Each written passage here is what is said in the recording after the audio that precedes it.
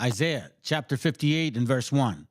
Cry aloud, spare not, lift up thy voice like a trumpet, and show my people their transgressions, and the house of Jacob their sins.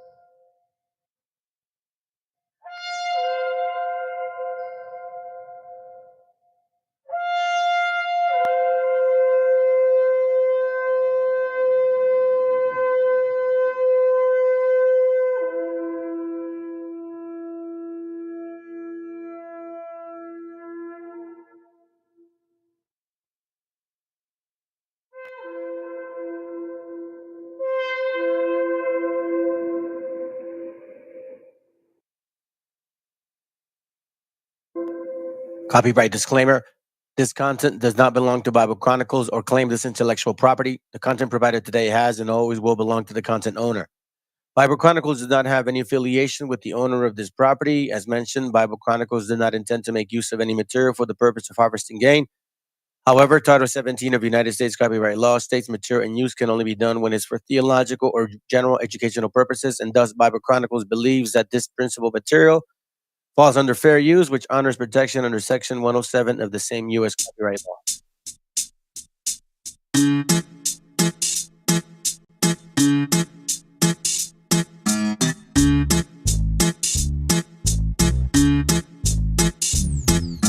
México es vida, México es colores, México es su gente, México es sus sabores. Un país tan bonito, diverso y cultural, un águila comiendo una serpiente arriba de un nopal. México es bonito, México es colorido, México es la sangre que corre en tu latido. México es grandioso por el pueblo que lo habita, por su complejidad en su gastronomía exquisita. México es riqueza, México es alegría, México es agraciado en toda su artesanía. México es amable, México es hospitalario, arropando a turistas y a migrantes a diario. México es guerrero, México es su lucha, que para ser el país que es sangre derramó mucha. México es un sueño, el ombligo de la luna. México es maíz, chile, nopal y tuna. México es orgullo, México es amor. México es tomar las desgracias con un buen humor. México es mi tierra, México es mi nación, y siempre voy a presumirla con mucha emoción. México es música, danza, carnavales. México es muy grande, al igual que sus volcanes. Esta va con amor para todo el paisano que siente el orgullo de haber nacido mexicano. Mi México es vida, mi México es colores, país tan bonito, diverso y cultural. Mi México es su gente, mi México es sus sabores, un águila, una serpiente y un nopal. México es bien bonito, México es muy colorido, mi bandera y mi himno nacional. México es bien bonito, México es muy colorido, mi bandera y mi himno nacional. En cada rincón del país hay una historia que contar, la vibra del mexicano donde se hace de notar.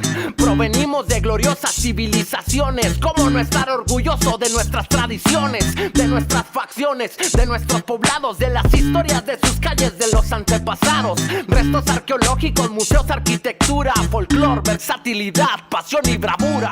México es como el paraíso que siempre sueñas, querrás vivir por siempre en sus playas caribeñas. Selva, bosque, pueblo, ciudad, donde te pares encontrarás hospitalidad.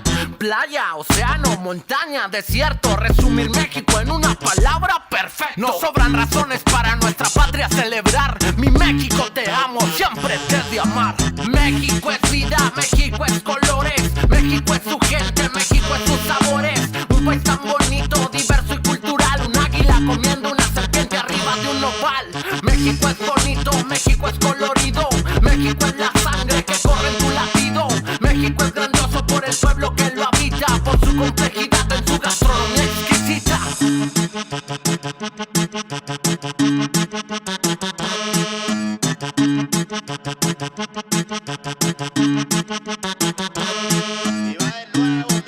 Mexicano bandido, todo el barrio prendido, siempre ando bien cuido, siempre poniendo ruido. Mexicanos al grito de guerra, yo defiendo mi tierra. No me dejo de nadie, yo cuido a los míos, mi raza se aferra. Soy mexicano, esa es mi bandera. Yo la levanto por donde quiera. Verde, blanco, rojo hasta que muera. El barrio prendido ya quemó afuera. Soy mexicano, esa es mi bandera. Yo la levanto por donde quiera. Verde, blanco, rojo hasta que muera. El barrio prendido ya quemó afuera. Me voy tendido, me voy empinando mi bote. Un poco mareado por la bebida y el borlote. Me tiene hasta la riata la gente con su mitote. Pero me despreocupo, me pelan todo el garrote. Me para la chota, ya es por mi apariencia. Que hay tantos delitos, que hay tanta demencia. Yo no cargo nada, no más mi presencia. Pinche puerco joto, atente a las consecuencias. Si no topa el poli en breve nos para en la calle. No puede salir uno conmigo porque ya hay detalle. No quiere que conteste, quiere que yo solo calle. Quiere mi dinero pero que chinga su madre. A la dica este sistema nos quieren ver abajo. Pero tumbar gente, quien les dijo que es trabajo. Puro chingar al indio, váyanse mucho al carajo. Loco no me rajo, lo bueno porque se armó la alianza más pesada del país. Todo el mundo ya conoce las rimas de estos MCs. Pa' ponerme más feliz, unos paisas de hachís. Mis paisas en el gabacho, bien truchas con la polis.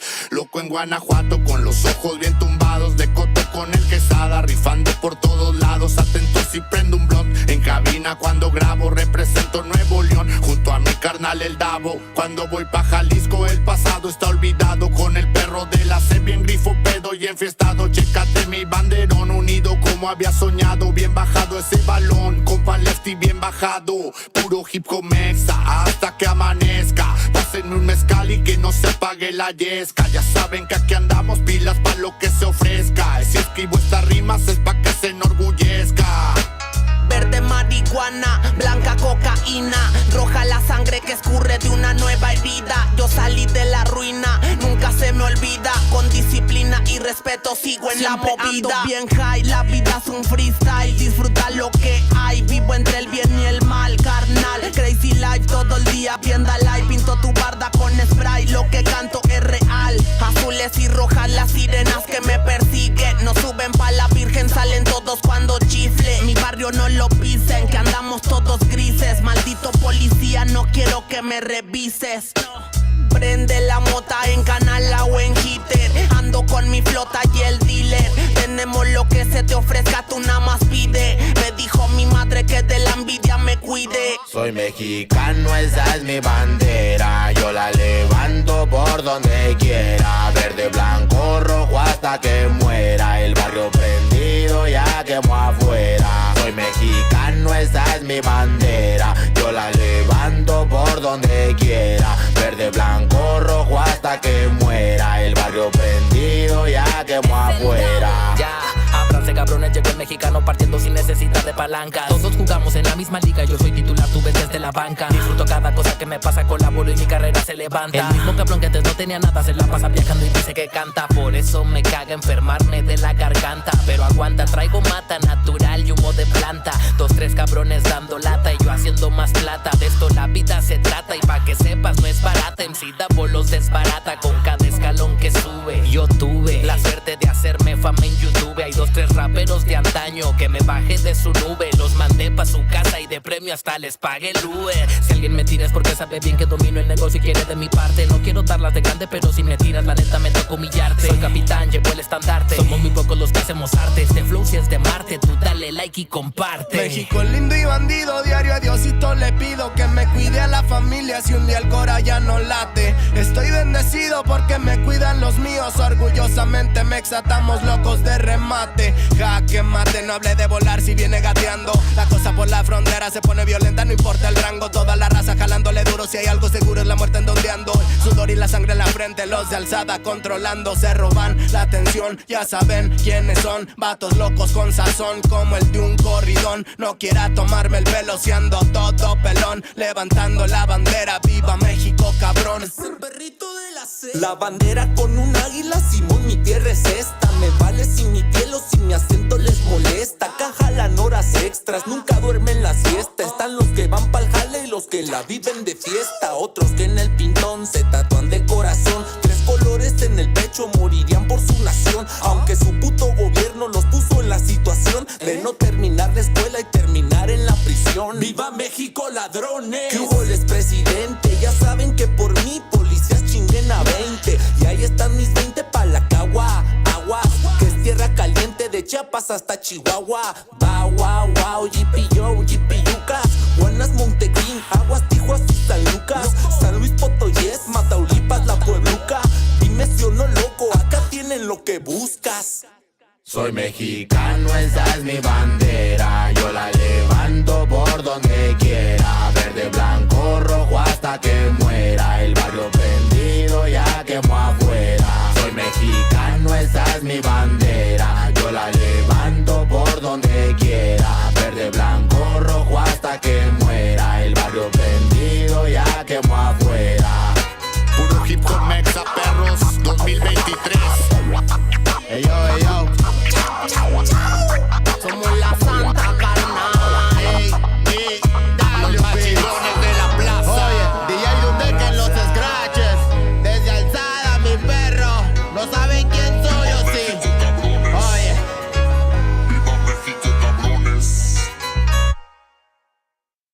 El autor viene a decirnos con mucha firmeza y gran convencimiento lo mismo que nos decía en el siglo XVIII el barón de Holbach, un filósofo francés de origen alemán. Si nos remontamos al comienzo, entonces hallaremos que la ignorancia y el temor crearon a los dioses. La fantasía, el entusiasmo, el engaño los adornaron o desfiguraron. La debilidad les rinde culto, la credulidad los conserva, la costumbre los respeta y la tiranía los apoya para que la ceguera de los hombres sirva a sus propios intereses.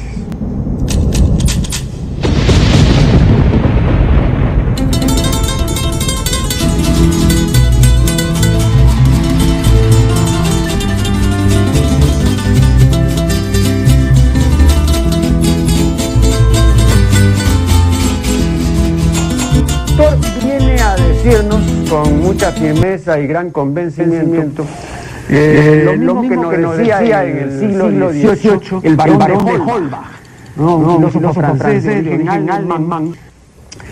Si nos remontamos al comienzo, entonces hallaremos que la ignorancia y el temor crearon a los dioses. La fantasía, el entusiasmo o el engaño los adornaron o desfiguraron.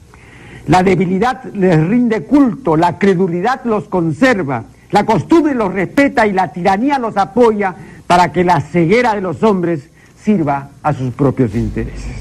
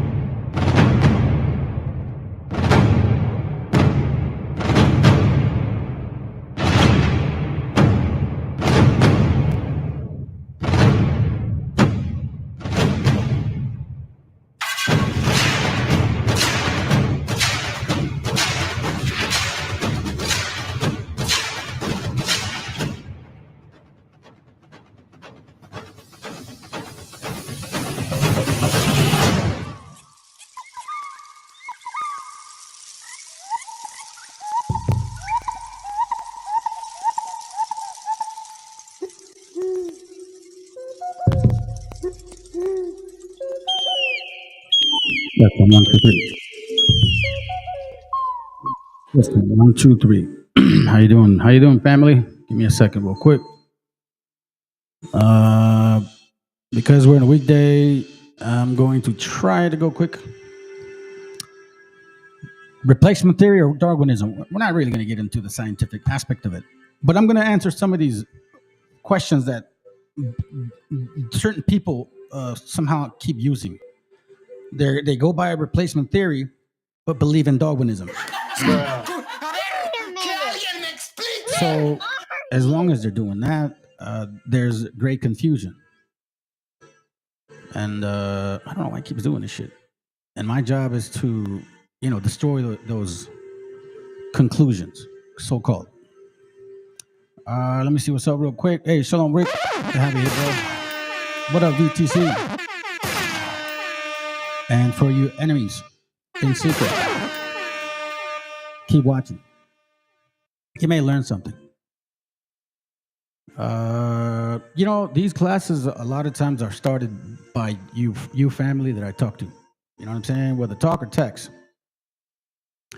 I'm going to touch on some things. I think it's important to understand this too, exactly why there's such a replacement theory concept. And if you really believe in Darwinism, then maybe there is no such thing as replacement theory. So let's go to it. Now, I'm going to bring up the Bible regarding proving that whether it's one of the two, it's not our choice. It's been prophetic, and it's here now. Now, before we get going, I always try to show you guys some things, right? And again, a lot of my classes are influenced by you brothers. So I was chatting with a brother, and he reminded me of this. Let's go to it real quick. Joel 2:19. Let's remember exactly what we're talking about here. Because, Christian nationalists claim that God somehow opened the door for them and that they are in a righteous position to be acting like animals. So let's remind these heathen that there is no such thing. And again, family, I'm going to have to remind you this: if you believe in this book, you have to embrace destruction of the enemy and salvation for your people. And in this book, it says that the Israelites will have slaves. Okay? There's no way to get around it. It's not about emotions. It's just simple facts. So the question I always ask myself, where am I in this book? Do I believe it? You got to take everything in. Or then, I don't know.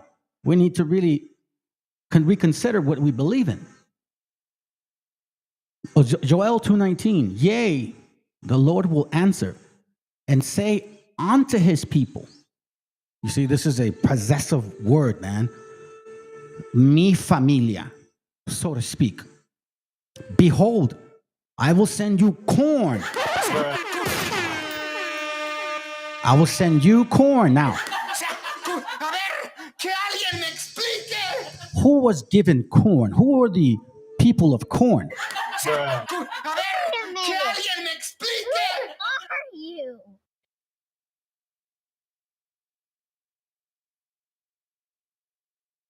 Are we forgetting this? It says, behold, I will send you. Who? The people he chose. What? Corn and wine and oil. Well, come to think of it, we use a lot of oil. We fry tortillas, we fry masa. We make a lot of things by frying. We fry carnitas. Unfortunately, we also fry pork. That's why they call them carnitas. You get what I'm saying? And don't even talk about the wine. But it means corn. His chosen will have corn. Now, remember, somebody showed up sometime and assumed that you would lose everything about you. Signs and wonders mean that there's still something about you you're going to remember. So, who was given the corn? And I will no more make, and ye shall be satisfied therewith, and I will no more make you a reproach among the heathen. This is why I said we need to teach the heathen.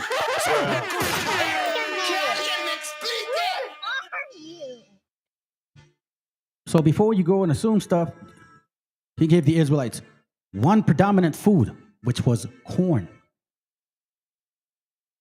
Joel 1:10, it says, the field is wasted, the land mourneth, for the corn is wasted. Why? Because that's our bread and butter, man. I cannot live without tortillas. I don't think so. I'm sure, you know what I'm saying? I'm not going to die over it. But I'm so used to them. I eat quesadillas all the time, bro. I eat queso, I eat quesadillas, you know what I'm saying? I'm always eating yogurt. Well, anyways, that's beside the point. The point being is, I don't know what it would be like without corn. The field is wasted, the land mourneth, for the corn is wasted. The new wine is dried up, the oil languishes. We know what that was. So now, let me remind you of something here. I shared this with a brother. Let me see if I can open this window up. Maybe it's on this window. Give me a second. Okay, hold on. Let me see. Here, right here.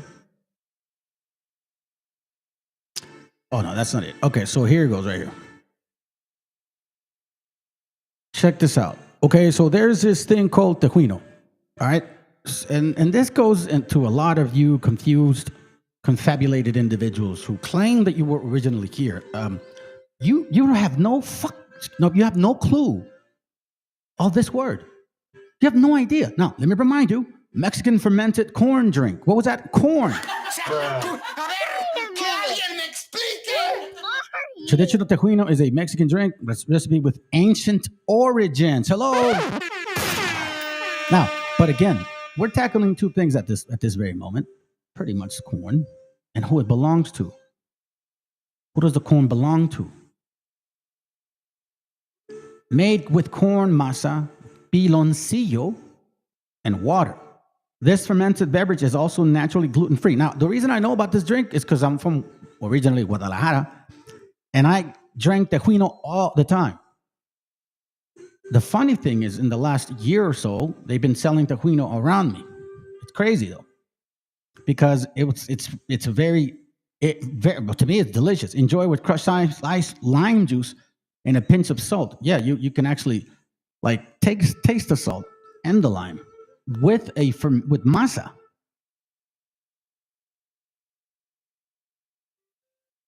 Tejuino is a traditional Mexican cold beverage made from fermented corn, masa, piloncillo, and water. That's how they have these stands like that. And I see them here every now and then. Now remember, we're talking about corn, right? Let's go to corn once again. Now, this right here, thank you, brother, for sending me this, man. If you're listening, or if you listen to it later. Tarahuramara. I've never heard of it. But, he chatted up and he said, hey, check it out. So then it says, in case you're one of the 6 remaining runners on the planet who have yet to read Born to Run, allow me to explain. The Tarahumara are the running people on which most of the book is based. A Mexican tribe of super athletes who run 50 to 100 miles at a time for pure enjoyment, seemingly without effort. The Tarahumara diet is described in some small detail in the book with repeated mentions of 2 staples, pinole and chai, basically corn.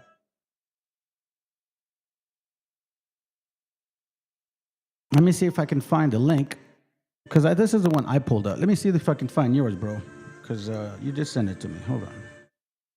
Let me see.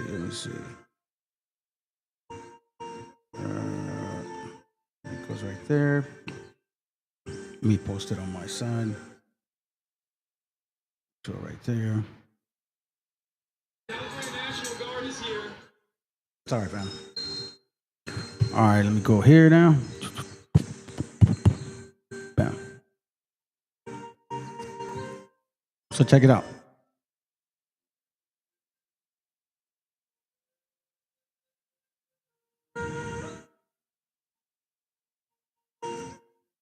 The drink, what is the drink of Tarahumara? Esquite or esquite, I think that's how you say it, is a traditional Tarahumara drink with gluten-free sugar-free, organic blue corn, pinole, and chai seeds, rich in complex carbs and antioxidants. It's been used for centuries as a natural energy boost, ideal for fitness athletes and a dairy energy. That's why, in reality, I lived off of, at one point, tortillas, beans, and rice, I guess. A little bit of carne every now and then. But what is the point? What is the point? Who are we talking to? Who are we talking about? Because everybody runs to all of the so-called Deuteronomy 28 with theories, but they can't touch on any of these little details. Yea, the Lord will answer, only on so-called Revelation 1:14, I guess. Yea, the Lord will, and some, white Jesus pictures. Yea, the Lord will answer and say unto his people, Behold, I will send you, his people, corn, wine, and oil, and ye shall be satisfied therewith, and I will no more make you a reproach among the heathen.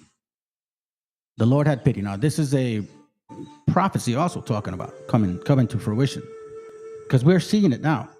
Now, check it. I found this to be very interesting, man, and I'm done spending an obscene. I really don't get a chance to find this brother when he does lives or whatever. I think he's on TikTok. And thank you, sis, for sending it. But he did a thorough breakdown on this, man, and I thought it was very interesting. I think we should listen to it because it's true. This does happen a lot. And again, we're going to the concept here of replacement theory or Darwinism. You know what I'm saying? Stick with me. I'm going somewhere with this. All right? This is a good 10 minutes, man. So watch, listen. The first thing you did to me, you attacked me. You called me white tea, these people, these pilgrims, these colonizers. But tú no sabes que yo soy... I'm gonna pause you right there. Yes, you did. Yes, you did. Correct. No, I know. I did. Yes, you did. I did, yes, but did. let me correct you on 3 things. Don't lie, Ricardo. I did call you those 3 things. I did call you those 3 things, yes. but let me finish. You. I haven't finished. Let me inform you about these 3 terminologies, and then you could continue. Number 1, I called you white tea, which you are. That's insulting you for me to identify you as white tea? You calling me that, but how you know I'm that? ¿Por qué yo no puedo ser boricua de la isla? You're white tea no matter where you're born. What?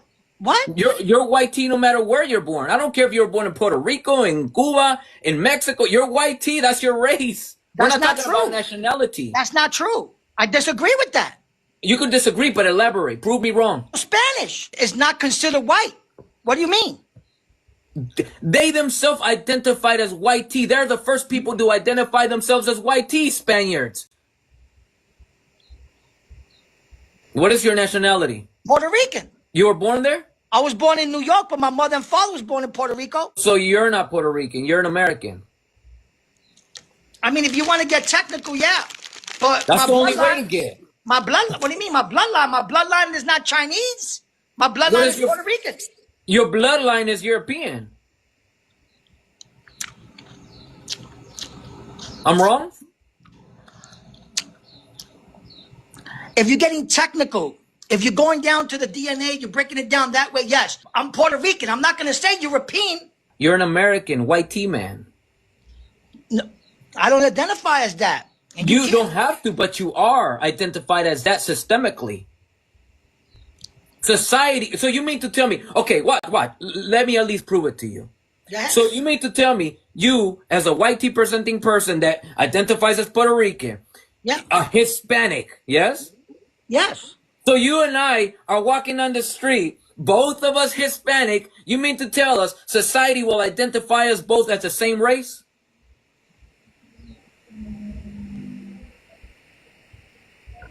Depending, okay, wait up. I know where you're going. Wait up. I don't want to get in a debate with you, even though I come up here to debate. This is a conversation, sir. I'm enjoying it. Okay, wait up. I would appease you and be like, yes, there's a clear difference between you and I. Absolutely. Phenotypically, aside from complexion, phenotypically, we're a whole different people. Yeah. So is it safe to say if you were to walk side by side with a white tea guy, you both are the same race of people?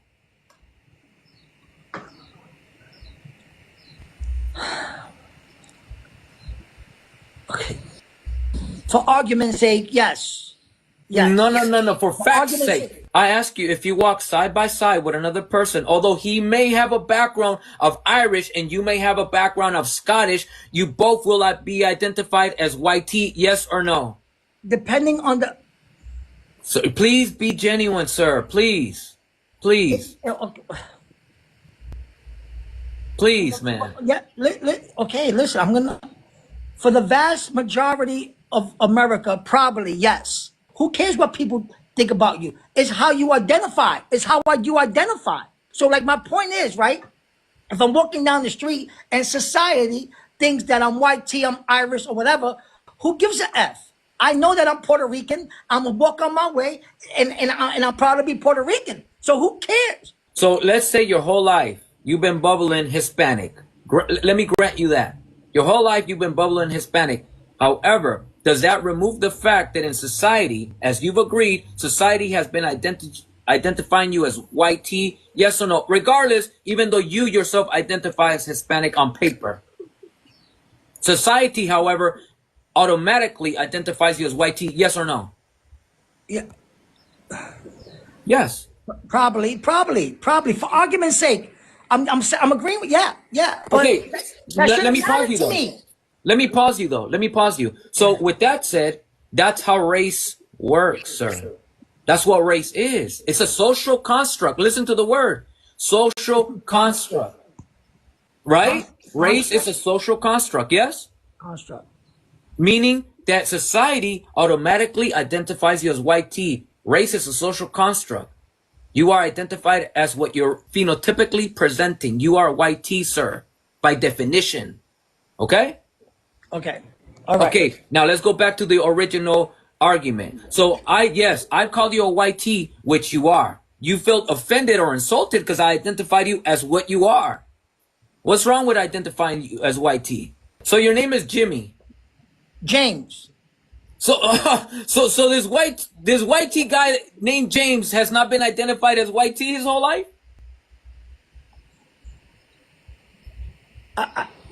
I never felt as white tea. My last name is Spanish. What is your last name? Villanueva. Where does Spanish come from? A lot of different places, but Spain? You want me to say Spain? Where's Spain at? And what continent? Europe. So, like I said, what about your identity proves that you are not white tea? When you break it down like that, yes, I get it. Let's use the three terms that I called you that you felt like I was insulting you. So white tea, you felt like I attacked you by calling you white tea, right? If you identified me as brown, I would not feel attacked at all. Out of everything I said, I never attacked your complexion. I never attacked yours. Did I attack yours? I identified you as a white tea man. Where is the wrong in that? Wait up, Ricardo. Wait up. You said, what was the one you said? White tea? So the second one was, I called you a colonizer, yeah?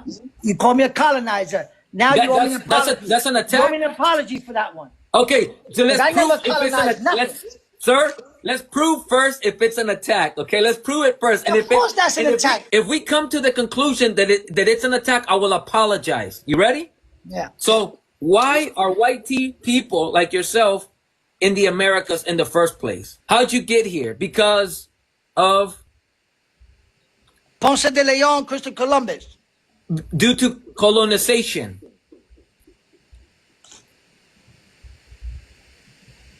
White tea people are here due to colonization. Yes or no?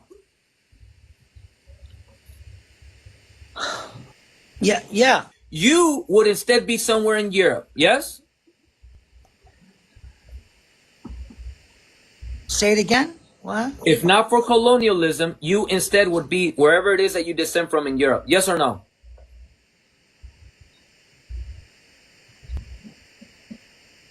I gotta think about that because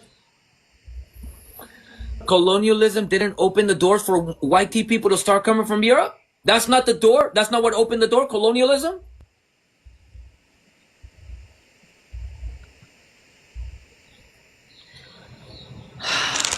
Yes or no, sir? You say you're going to be genuine. I don't understand the question. Let me ask it again. I don't understand. Let me ask it again then. Let me ask it again. I'm going to do it slow. You ready? Go ahead. Grab a piece of paper and a crayon so you can write it down. You ready? You ready? I had a crayon over here too. Colonialism is the door of why white tea people started coming here. Yes or no? And that's the reason why people like yourself are here. Staring at a long list of tasks won't... That's heavy. It's heavy. You know what I find interesting is that this gentleman here, he said his parents were from Puerto Rico, right? But that's it. He didn't go any further. Usually, from people I talk to randomly, they go a little further than that. He did not want to. So let's continue. Yes, but you saying like myself. That's it, bro. That's it. I'm Puerto Rico. Okay, wait up. So with that, anyway, listen, I gotta go grab this patient. So let me answer for you then. What? Okay. So then, and you could go. But so then, when I call you a colonizer, I'm not insulting you because that's what you are. You see, when I call you white tea, it's not an insult. You shouldn't take it as an insult. When I call you a colonizer, it's not an insult. It's what you are. No, because I don't identify as white. So you that you don't have to. You don't have to identify. You could identify as a roach, but yet you're still white tea. That's not. I debunked that argument with applications. With your feelings. No, you debunk it with your feelings. That's not your argument. Has flaws because no, yours. Mine's is just facts. Okay, wait up. Yours is emotion. You never answered my question. For everything, jobs, welfare, college. Why is there Latino Hispanics on there? You want me to answer you? Yeah. You ready? It's a back and forth. Okay, because that's white tea people's doing. Your issue is with them if you have a problem with that paperwork. That's your doing, not ours. Not ours. Figure it out by asking your people why they did this. Why they created a whole system based on these concepts and social structures. Look, somebody put exactly. What's her name? Look. I know. You that's your cup. I'm sipping your tears right now, sir. I'm just identifying you as what you represent in the Americas, as a white tea man, a colonizer. That shit was funny, man. Oh shit! I'm sipping his tears. I don't think he knows that yet, Guaracuya. Good to have you here, brother. I don't think he knows that yet. I don't think he knows that. That's the thing. That's why we need to keep them like repeating it. This has been a 500-year plus engraved doctrine that it's only them. You know what I'm saying? I don't know if that guy, I mean, he looks, you know what I'm saying? He looks like that. I know some of us mix, but he wasn't really defending it beyond his parents. You know what I'm saying? Now, again, the point being is, and again, stay with me, because, you know, I don't ever go too far from the lane, replacement theory or Darwinism. Now, one of the topics about this whole this conversation, right? Colonialism invented the whole concept that we got light skin because we mix with a variety of fucking people, okay?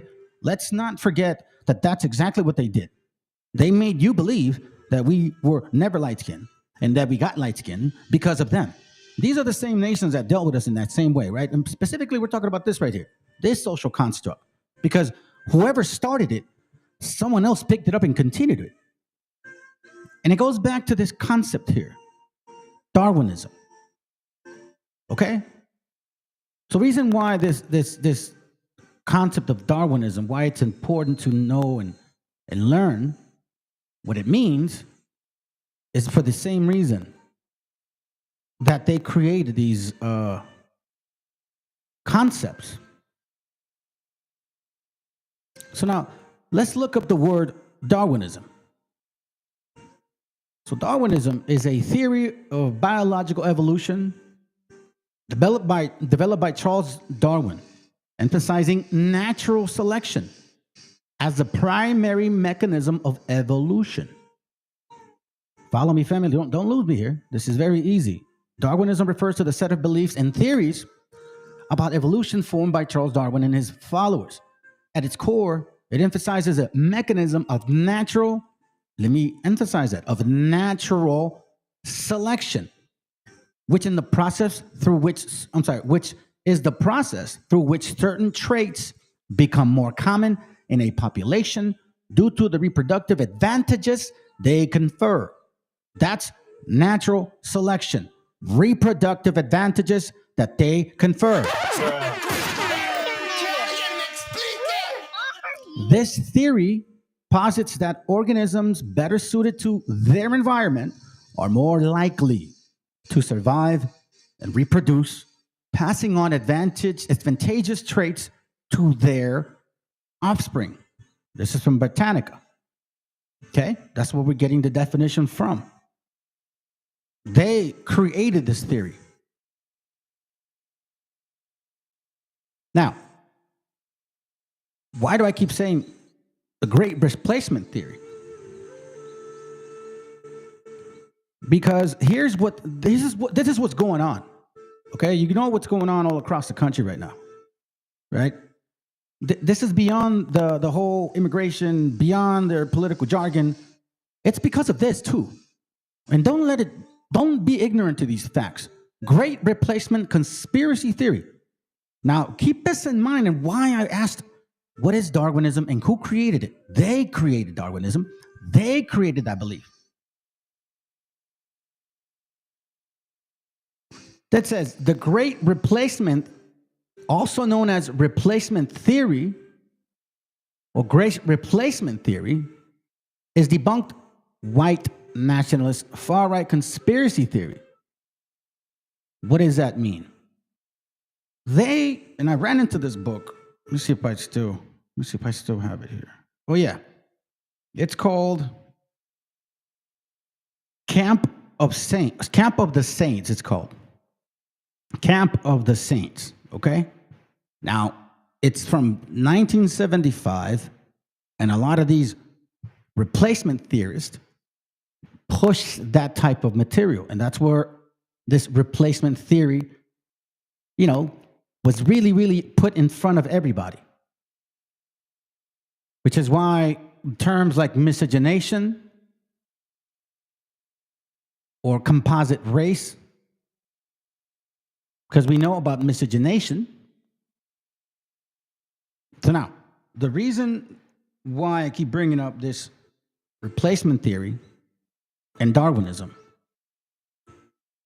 well, first of all, you got to ask yourself, if they believe in Darwinism, but they're afraid of replacement theory, because what they believe is that since they're not reproducing, not having babies, like low birth rate, high suicide rate, and I'm going to show you some videos that actually talk about it. They think that, I don't know, some world is against them. But if you believe in Darwinism, wouldn't that be life saying they are not choosing you? That's what life is saying. Hold on a second. Let's see. What's up, Meshi? Are you saying Anahuac, so-called Native Americans had white skin prior to 14? Yeah, there's books. Matter of fact, AMLO even showed a picture of one of the sisters that had light skin. I'm not saying they're like Europeans and shit, but there's even other material that talks about us being from real light skin to real dark skin. A lot of us did use oil and oil grease, bear shoot, kind of make it a real tint color. We were never copper color, that's for sure. That was been debunked. But we were a variety of colors. That's what I found. So now, going back to this here, hope that answers your question. Going back to this here, they also considered miscegenation or Darwinism as mongrel breed. Okay? So that was Darwinism. They did not want to, quote unquote, mix with other nations because they felt that they are a superior nation, a selective nation that, that's why they believed in Darwinism, that they were the ones to basically outlive everybody. But now there seems to be a problem. Now they think that, holy shit, somebody's after us, white folks. They're trying to replace us. Like they walked around, Jews cannot replace us. Jews cannot replace us. You know what I'm saying? Look at that. Replacement theory means what? You're not in the U.S. and certain other Western countries whose population are mostly white, a far-right conspiracy theory, alleging in one of its versions that the left-leaning domestic or international elites, on their own initiative or under the direction of Jewish co-conspirators, are attempting to replace white citizens with non-white, Black, Hispanic, Asian, Arab, all that stuff, right? But again, take it for what it is. Let me show you this real quick now. Now we're going to go through the sections here. Look at this. There's a, and this is kind of, I saw this video a long time ago, man, and I found it on my feed again. So I'm glad I actually saw it, because when they first started, she had done this video. Like, this was Friday, I believe, Friday or Saturday. I can't remember what, but she did this a little bit, a couple days ago, and I just forgot about it. Check this out.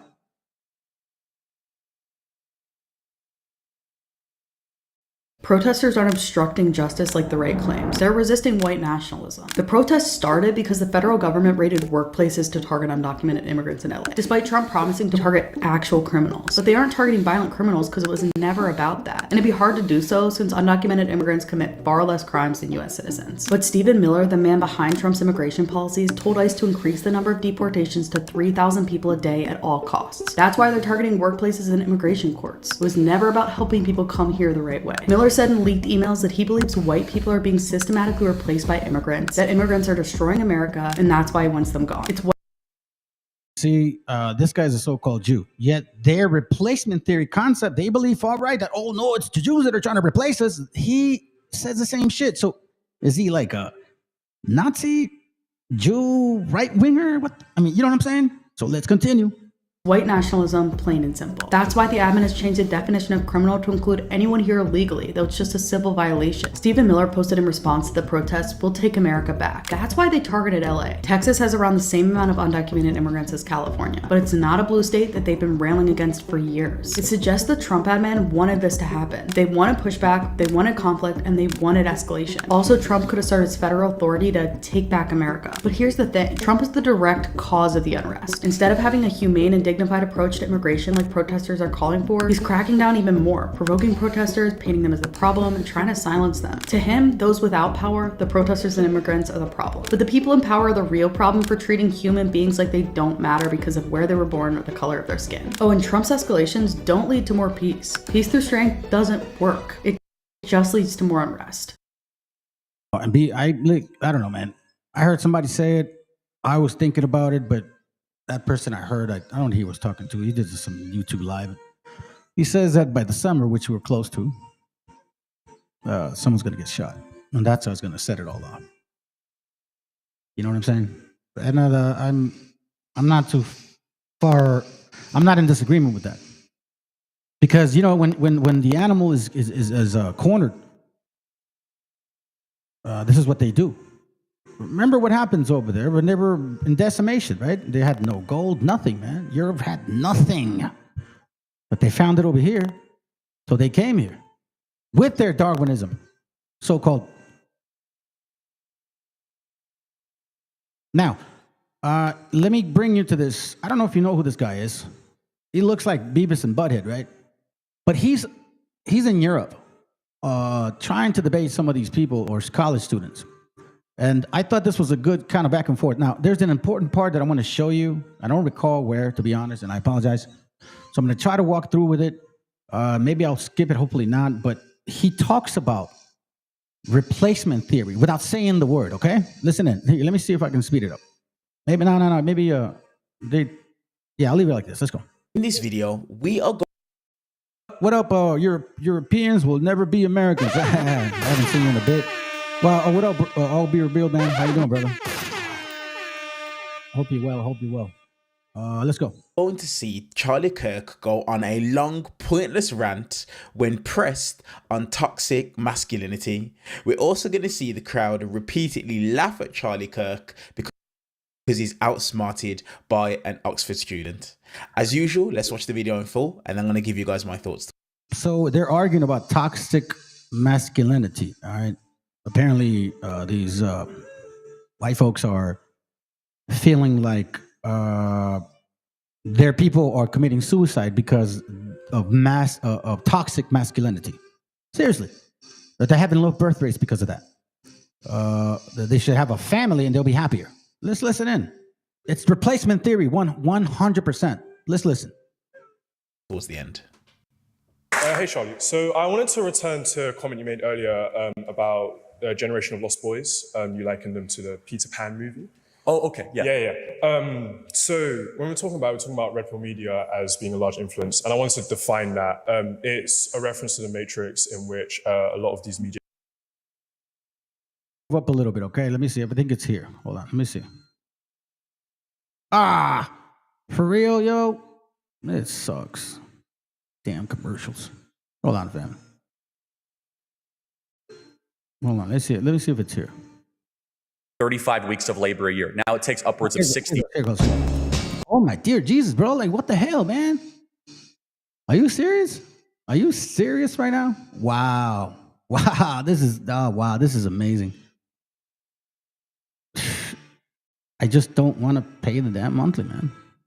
Fuck. Can't even go back here? What the hell? All right, here we go. Go move to the cities and learn to code. I said this in the previous Q&A, but I can again, which is that a family used to be able to be supported on a single income of 35 weeks of labor a year. Now it takes upwards of 60 weeks of labor a year. However, given all the economic and social and all those factors, the largest of all of them is the cultural and the educational that has infantilized men and hyper-feminized them in the messaging, in the outreach, and in the treatment. And so I can give you specific examples. In what way has the education system infantilized men? I mean, every possible way, from the hypermedication of young men, from in the core curriculum in America, we learn about toxic masculinity from ages 8 in public schools in California and in New York. We never talk about toxic femininity. Do you agree that there's toxic femininity as well? Okay, so yeah, he starts talking about that. Now, I really find it so weird that Edom is really having this difficulty. He talked about medication, right? So now he's insinuating that there's a mental issue going on with Edom, and he's concerned about that. Now, he's not saying it that way, and then behind his belief, there's replacement theory ideology. Let's forget Darwinism at this moment, though, because, you know what I'm saying? It doesn't apply to them at this moment, I guess. Let's continue. Hold on, let me skip this right here, because he talks about that other stuff. Hold on. One is creating a system of Oh, oppression. no, that's your interpretation. No, you can make every excuse under the book that you'd like, but only one chromosome set gets criticized, called that they're terrible and awful, between the male and the female. We lost what worked, and we have hyper-platformed. Your own prime minister, Boris Johnson, doesn't exist. Secondly, is like a slow motion, like humiliation ritual for the young boys of Britain. Could you imagine if there was a similar movie criticizing young women? I'm trying to find that section. Okay, give me a second. He's not affirmed in his masculinity. It's not to say that suicide. Oh, there he goes. I think I might have missed it. Damn it, man. I should have wrote it down. He talks about the high level of suicide. Of a story or warning. For the young boys of Britain. Could you imagine if there was weaker, we're more suicidal, our fertility rates are... Here we go. That's it. This is it. Found it. Okay. So do you hear what he said? Our fertility... let's go back a little bit. Now, you can believe in science, Darwinism. Hey, who is life choosing then, if you guys can't have no more children? The Bible also confirms that it's not Darwinism. It's prophetic, that this was going to happen to you. Let's listen in.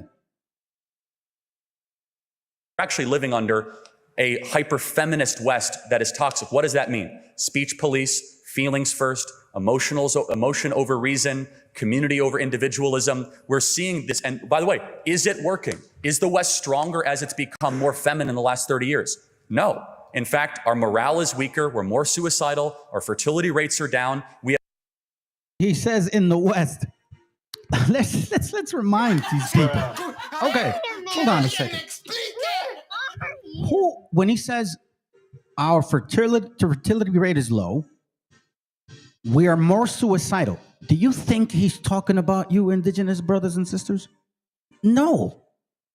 He's not talking about nobody else but his kind. So you can look at it scientifically, and Darwinism says survival of the fittest. It's going to give that particular organism its proper strength to evolve because it doesn't want you no more.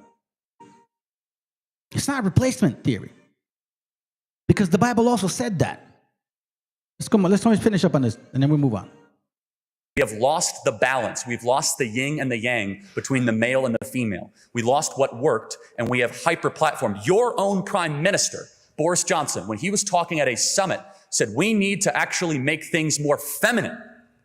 Could you imagine if he said we need to make things more masculine? How does that sound to a dock worker? Everyone knows you need a lawyer after a call.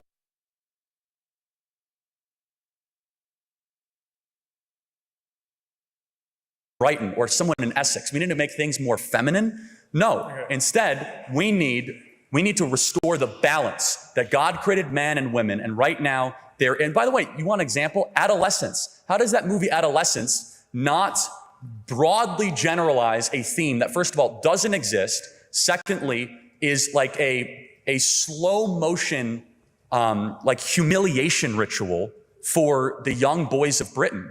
Could you imagine if there was a similar movie criticizing young women that are like... Yeah, let me read that real quick. And they get suicidal because all the wickedness they brought onto the world, most of those deletions comes from ex-military. That's very true, bro. And you want to know something, man? It is definitely a spirit behind what is going on. The same, like the opposite of what we've been going through. A lot of us aren't necessarily suicidal. Maybe we can be, and then sometimes we don't even know what depression is. We didn't have no fucking time to even feel that shit. Do you get what I'm saying? We were forced to overcome these things that we felt. Hey, and that's very true. I've met some people in the past, obviously, I don't know who they are anymore, that they were, because I used to really be out there, man, messing around and being drunk and all that shit. So obviously, I met people like that, and a lot of these dudes were drunkards, man. I'd always wonder what the hell was going on. They would tell me sometimes, every now and then, some things. This guy told me once that he had to jump under his truck because they started shooting everybody, and there was an explosion, and then he had to shoot. I mean, it's crazy, man, because this stuff is shocking. But once again, it's not necessarily of how can I say this? Of our doing. It's the Most High doing. He put that spirit on these people. And the scriptures talked about, you drank the cup, you're going to get it too. How they are the ones that are driving men away, about how catty they are, about how they don't want to be... No, it's fine. I'll just complete the point. I could give you data point after data point, and I would ask you the question, has the West grown stronger the more effeminate has become? Okay. You're talking about those two things, right? And at the end of the day, he's like, we should be married and have babies and, happy marriage. Oh, then he goes all crazy. He's like in Africa, the person's broke, but he's happy. There's no suicide rates over there. And so he talks about feminism, but the reality is, gente, we all know this now, man. We all know exactly what's going on with them. I think at this point we should.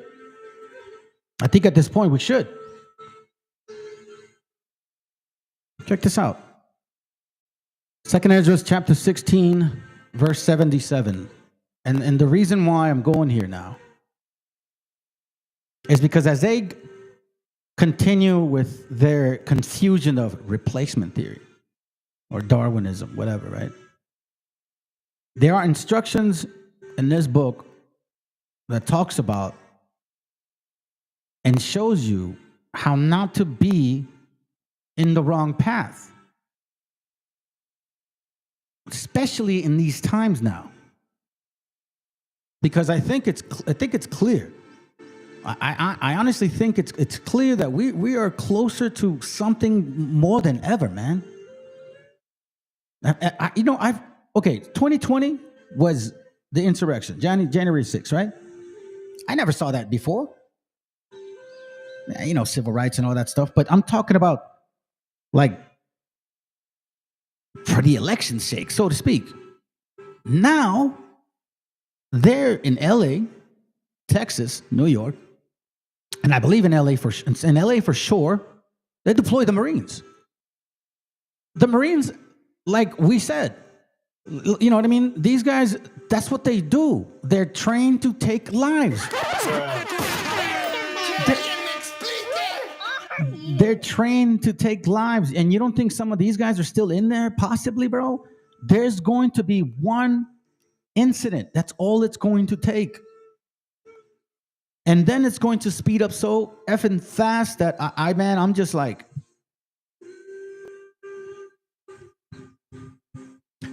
Second Ezra 16:77 will be unto them that are bound with their sins. This is why, and by the way, thank you, brother, for sending me this. We were talking about this the other day. And will be unto them that are bound with their sins and covered with their iniquities, like as a field is covered over with bushes. Now, when religions or certain religions insist that there's no need to repent, you don't have to cleanse, faith, and that's all it takes, belief, there's not a lot of work to be done, as long as you believe, it don't matter if you're a sinner. It don't matter. No, it does matter. This is why a lot of people, man, you guys think that doing a personal inventory is probably dumb. You have no clue what that does for you. It's like when you start looking in the mirror and saying, who the hell are you, man? I think that's why a lot of us are reading this book. Now it says here, woe unto him that you're still dealing with sins. When the end comes, and covered with their iniquities, like as a field is covered over with bushes. That means you've never cared for your field. That means you don't care about what you're going through.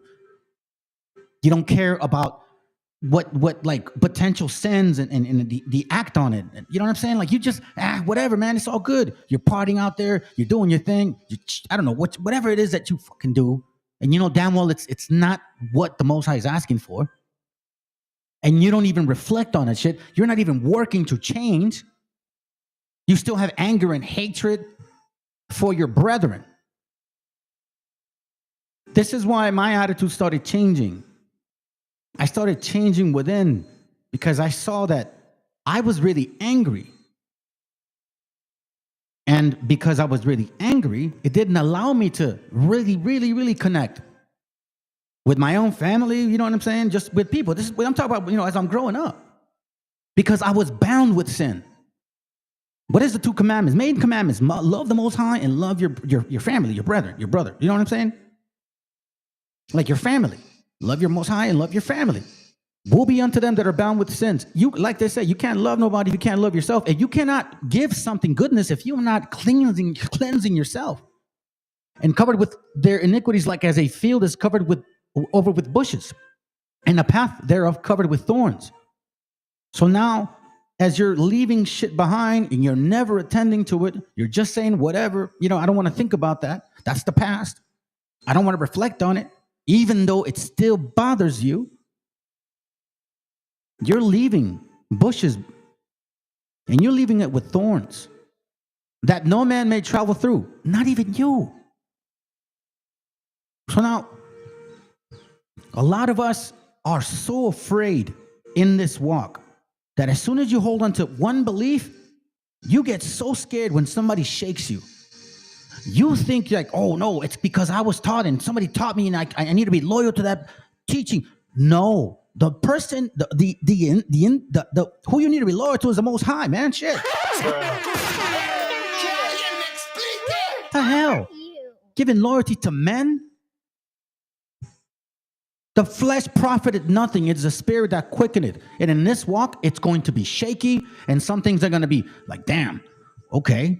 But you're going to have to accept it. It's not about feelings because those get exposed right away. And this is what I noticed when people, like what I said, I was angry, right? So when I noticed other people being angry, right, vicious, angry, it's because you're still bound with iniquities. You got your road, your bushes. I mean, you have not cleansed your road. I'll tell you one thing about these so-called camps.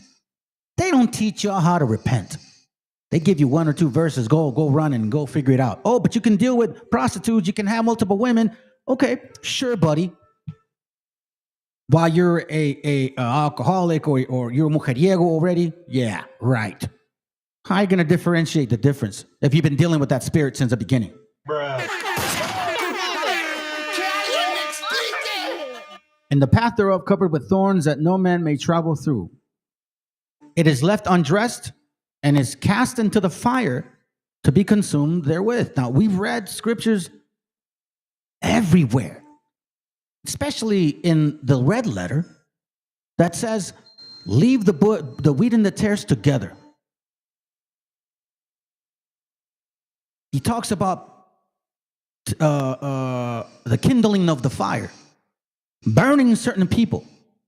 So if you, like, for example, I don't know if you guys, like, okay, wherever you live, but if you live in a dry area and your field is all bushy and covered with thorns, right?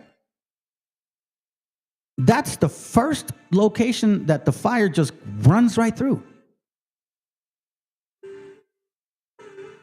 And when I read this, again, brother, thank you for sending me this, because it made me really think about certain scriptures. Proverbs 24:30, it literally made a lot of sense to me. It says, I went by the field of a slothful, and by the vineyard of a man void of understanding. Meaning, like, he was lacking wisdom. Why? And lo, it was all grown over with thorns. What? His vineyard. Why? He's slothful, void of understanding. And lo, all was grown over with thorns, and nettles had covered the face thereof, and the stone wall thereof was broken down. Then I saw and considered it well, I looked upon it, and received instructions. What is he saying, family? Think about that for a moment. We talked about making sure that you're not bound by your sins, that you're leaving all that crap behind. You have not examined yourself properly. You're still dealing with wicked ass crap. You're leaving like a field ready to burn. Here we see Solomon talking about, hey, I saw this slothful man. I saw his field. Not only was he slothful, he was lacking understanding. He thought he knew what he was doing, but he didn't know.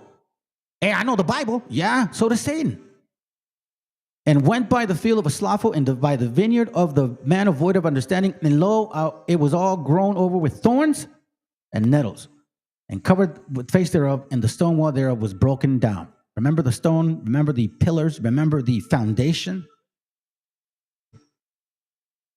You let it build up and build up and build up, and you think that dealing with sin is easy.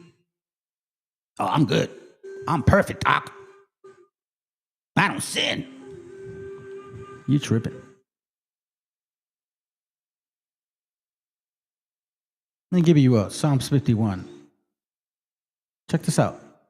Psalms 51, to the chief musician, excuse me, a psalm of David, when Nathan, the prophet, came unto him after he had gone into Bathsheba. Have mercy upon me, O God, according to thy loving kindness. According unto the multitude of thy tender mercies, blot out my transgressions. Wash me thoroughly from mine iniquity. It first starts in the mind, where all your shit gets stored. And cleanse me from my sin. Now, how does that happen? First, you have to acknowledge that. I had to acknowledge that I was a really angry man, and that something was not right within me. For I acknowledge my transgressions, and my sin is ever before me. Like you brothers and sisters, well, most bros, you brothers know what I've dealt with. That shit ain't easy, man. Get up again and dust yourself off. Get up again. You have to acknowledge what you're dealing with. That's why it's some people who I've dealt with are, to be honest, I know they're alcoholics. You just don't want to admit it to yourself. You hide it from other people. People smell your like alcohol, but nah, you have an AA coin. You don't show it no more, but you're really angry because you haven't acknowledged your transgressions. You're still bound by those sins. You don't want to face that. For I acknowledge my transgressions, and my sin is forever before me. Against thee, only thee have I sinned. Because it's not about anybody else. In my spirit, I know when I do wrong, man, I sometimes wonder, like, wow, why do I even feel bad? Like, why do I feel bad for doing that? Because obviously the Most High has a deep connection with you. And he wants you to know who you've sinned against.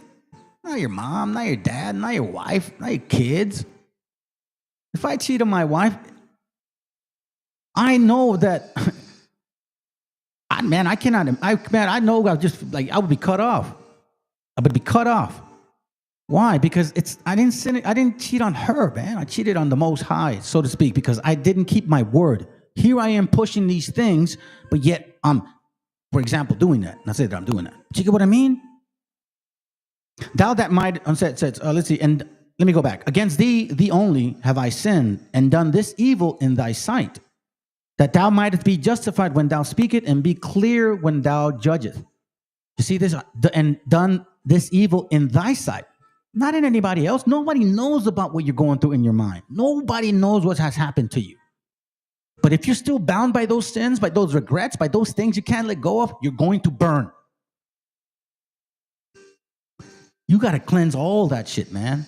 This is why I bring up this whole replacement theory and Darwinism and, Edomites not understanding what the hell's going on. It's because you don't understand. You don't understand what it is to be a man. You don't have it in your spirit. You go to some psychiatrist to give you a medication because you got problems. Well, PTSD, there's always an excuse for you, right?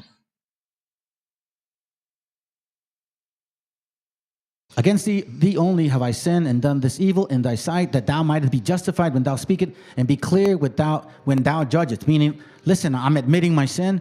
I just want you to know that, you know what I mean? Like I'm sitting here, I'm admitting, like there's no confusion. I'm going through all my crevices, every single one. All my crevices, everything I could possibly think about. Where did I fuck up? What memory do I have in me that I haven't attained, that I haven't touched on? You know what I'm saying? Where have I haven't repented? Behold, I was shapen in iniquity, and in sin did my mother conceive me.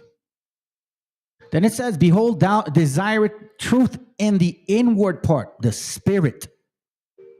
And in the hidden part, thou shalt make me to know wisdom. So when you cleanse your mind, because it's the spirit, the mind, and the spirit, when you cleanse your mind and you're not bound by sins, wisdom will then come into your spirit, and your spirit gets strengthened. Just like it talks about, I believe in, hold on, let me see. Right here, I think it's this one. Let me see where you're at. Lord, strengthen my, hold on, let me see if I can do it. Maybe I didn't write it. I did, I know I wrote it right. Give me a second, family. So judges know the part of the Lord. Let's see, memory. Let me try this other one.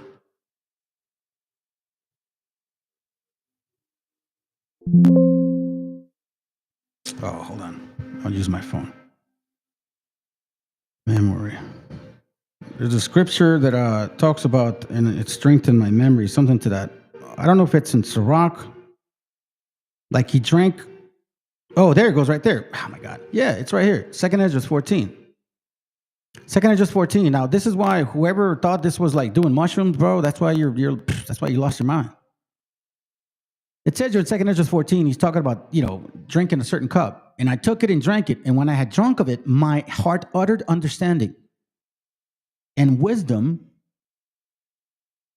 grew in my breast. And wisdom grew in my breast, for my spirit strengthened my memory. You see what I mean? So when we go back to, remember this, uttered understanding and wisdom grew in his breast, the spirit, remember, the flesh profited nothing. For my spirit strengthened my memory. That is when the understanding starts to come in. If you are, like for example, children of the corn, so to speak, then wisdom will start growing in you. If you're actually applying what you're learning and are sincere in this walk and are not just avoiding certain things, and you're coming to the Most High like, hey, this is the one sin that's holding me down so much. Psalms 51:6, behold, thou desirest truth in the inward parts, breast, and in the hidden part, Thou shalt make me to know wisdom, and wisdom strengthens your memory. Damn right, the scripture speak in parables, bro. It speaks in parables, man. That's why I tell you, brothers, man, like this ain't our first rodeo. Some people misunderstand and say, oh, yeah, nah. Then you don't understand either. I'm not going to sit here and explain it to you. You either get it, or you don't, James 2:19, thou believest that there is one God, thou doest well. The devil also believed and trembled. You see that? So if you think, I know the Bible. So does Satan. Let's go back to this point here. Let me go back to Psalm 51. I'm my bad about it. I should have just stayed to the point. It was probably way late when I read it. It's all good, man. Thank you for sharing. Psalms 51, verse 6. Behold, thou desire truth in the inward part, and in the hidden parts thou shalt make me to know wisdom. So we're talking about examining yourself, cleansing your ways. Don't leave a bush behind, man. Because we all, like when I was in heavy sin, I was basically doing that. As I was living my life, it was like I was carrying a trash bag of all the shit that I was doing. And I kept putting it in my trash bag. And I walked with that crap, man. And it became heavy on my back. It became heavy. And I couldn't be a father. I couldn't be a husband. I couldn't be a dad. I couldn't even be a dad. How many of you have problems with your children? With your grown adults? With your wife? With your mom? With your dad? Because why? Because you're still bound by those sins. Regret, resentment, resentment, anger towards them. You got to let that shit go, man. See, that's why people that come to this channel, they think I'm angry and mad. Like, nah.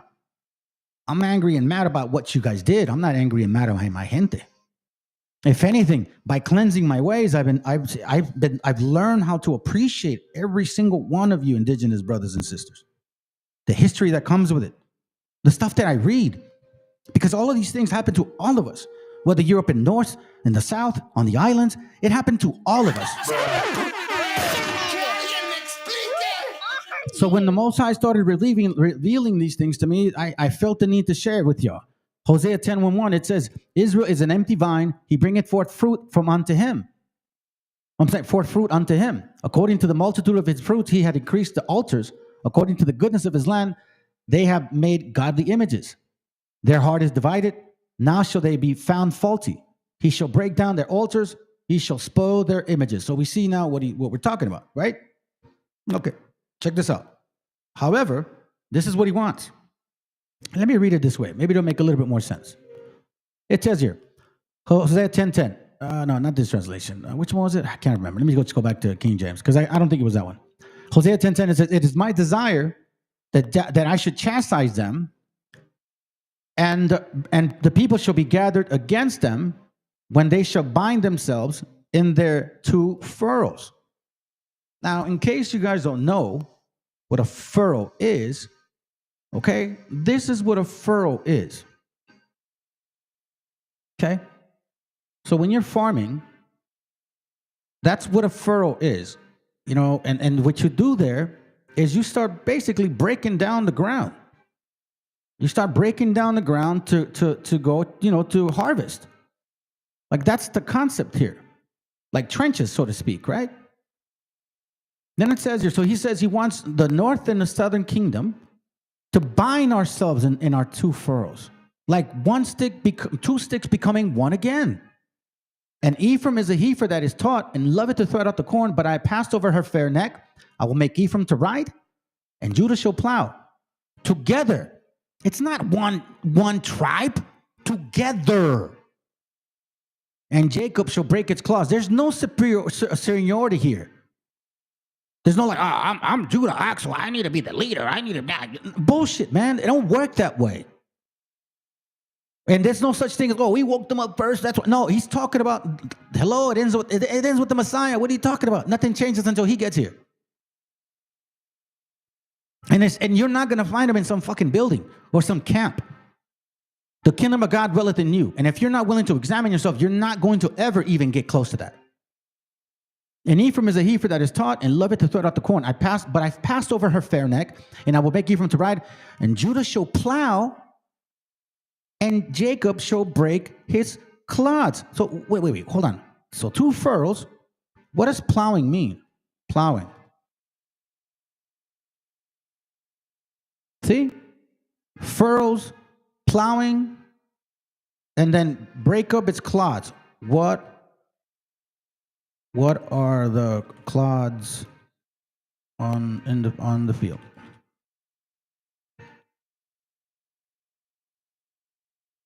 See, any piece or soil material. Clods are any pieces of soil material which are detached from the soil body during the process of digging and sampling.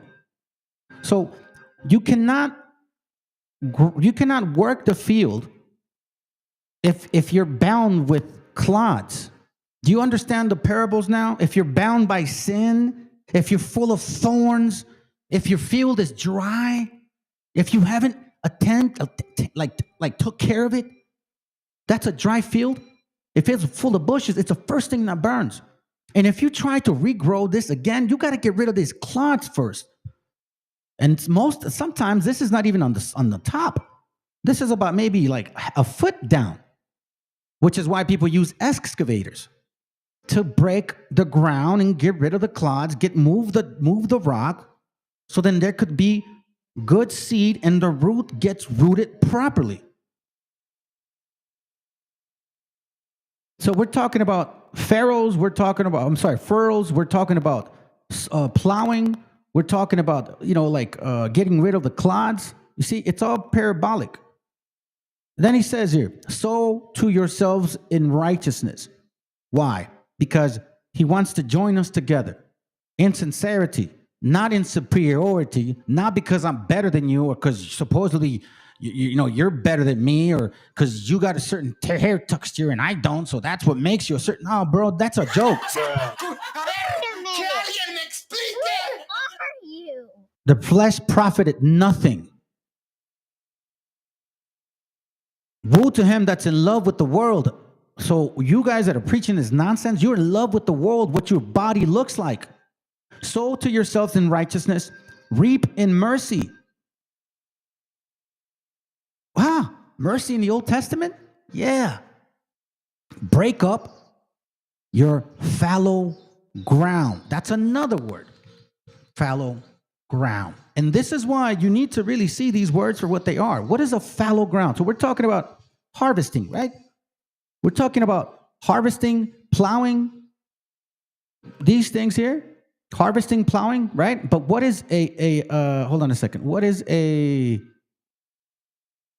fallow ground? Sow yourselves in righteousness, reap in mercy, break up your fallow ground. This is a fallow ground right here.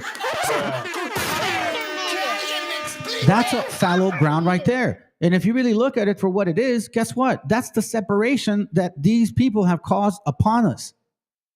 Like you could look at it like a map. Mexicans, Colombians, Peruvians, Guatemaltecos, you know what I'm saying? But yet we're different. Sow yourselves in righteousness, reap in mercy, break up that fallow ground, or break up your ground, for it is time to seek the Lord till he come and rain righteousness upon you. And that righteousness is a process, because it clearly speaks about what exactly is going to occur. And when it occurs, there's no like, oh, I'm sorry, God. Nah, man. That's what it says. It's a marathon. It's not like, okay, forgive me now, Father. I am sorry now. Now I care. You see the fucking bombs coming down. Now you see some real crazy shit. Now you don't got no lights, nothing.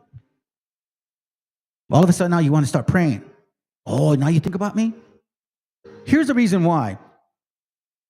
Paul talked a lot about Abraham.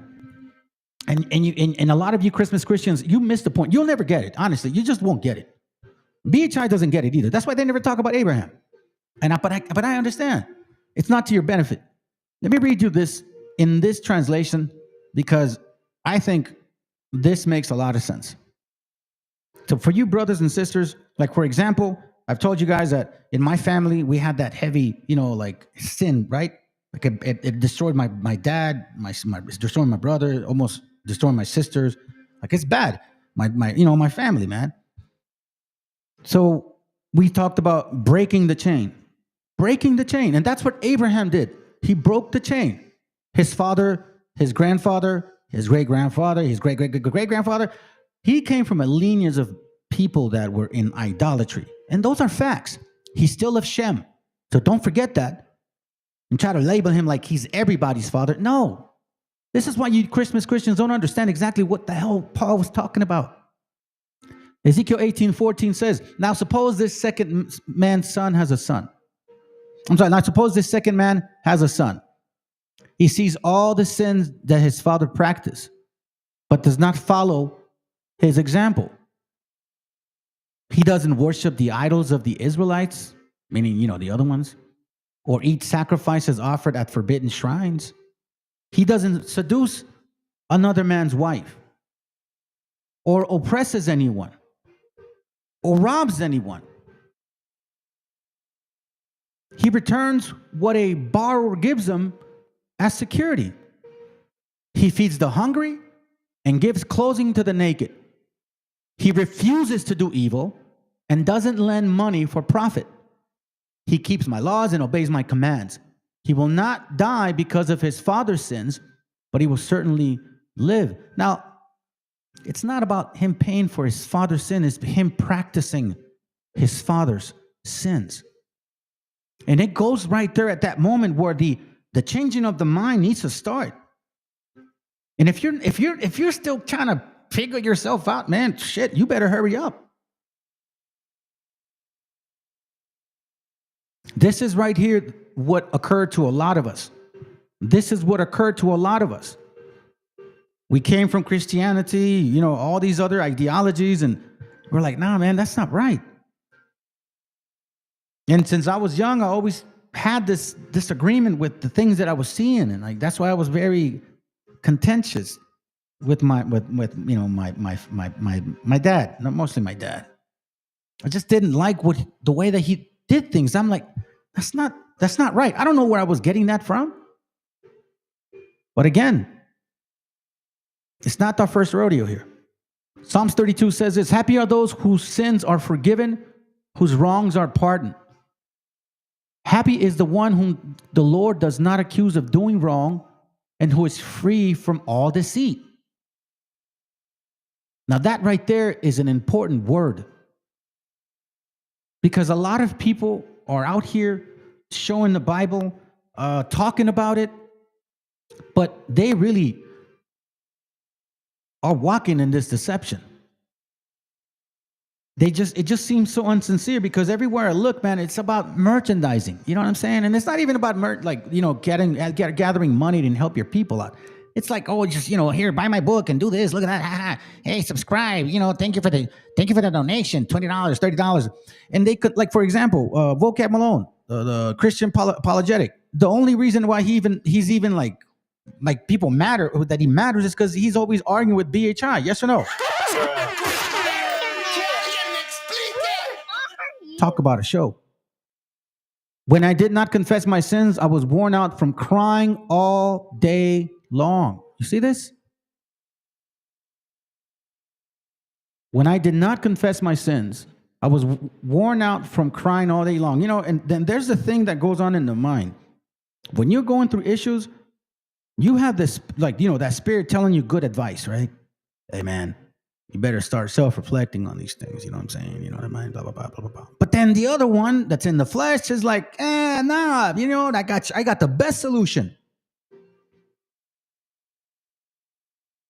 And here, in case you guys don't know, in Psalms, he's talking about the experience that we're all going to be living through.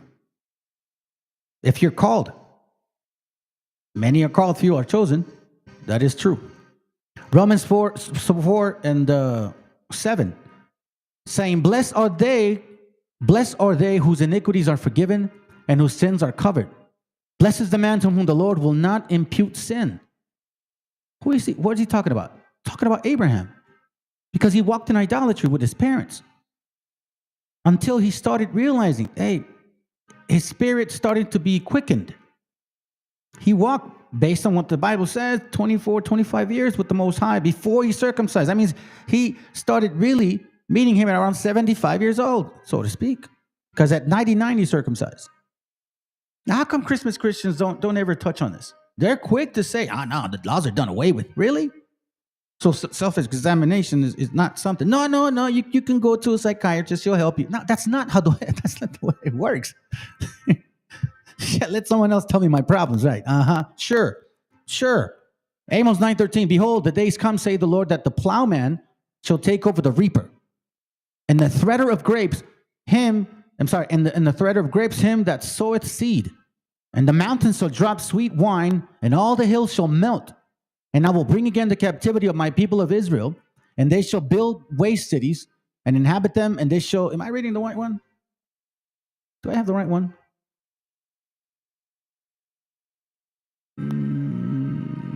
I think I do. Well, let me start at 11. Maybe that's where I was thinking. Amos 9:11, it says, in that day I will raise up the tabernacle of David that is fallen. How? The parables of understanding, of cleansing your mind, preparing your spirit, knowing that the battle is with the flesh. That's the doorway. Why do you think those spirits said, hey, put me in those pigs? Because they're unclean. If you ask Jeffrey Dahmer, if you had the chance, he'll tell you, people taste like pigs. In that day will I raise up the tabernacle of David that is fallen, and close up the breaches thereof. And I will raise up his ruins, your mind, who you are, how you're supposed to conduct yourself, at what standard are you supposed to live with. So every time now you see your family, your kids, or your wife or your husband, make sure that moment matters. Every fucking time it matters. Every single one matters. And practice that more often and more often. Value your mom, value your dad, value your sister, your brother, your kids, your wife, your husband. Value them. Because then if you can't do that, that means you're not valuing yourself. And that means you're bound with sin, that you can't look at yourself. And I will raise up his ruins, and I will build it as in the days of the old, that they may possess the remnant of Edom and of all the heathen, which are called by my name. See, all those that claim to be Jews and are not, say the Lord that doth this. Behold, the days come, say the Lord, that the plowman shall take over the reaper, and the thredder of grapes him that soweth seed, and the mountains shall drop sweet wine, and all the hills shall melt. That's why, I'm not one to really say, oh, this is, I don't want to, I don't know if, I have children. Of course I don't want that shit to happen.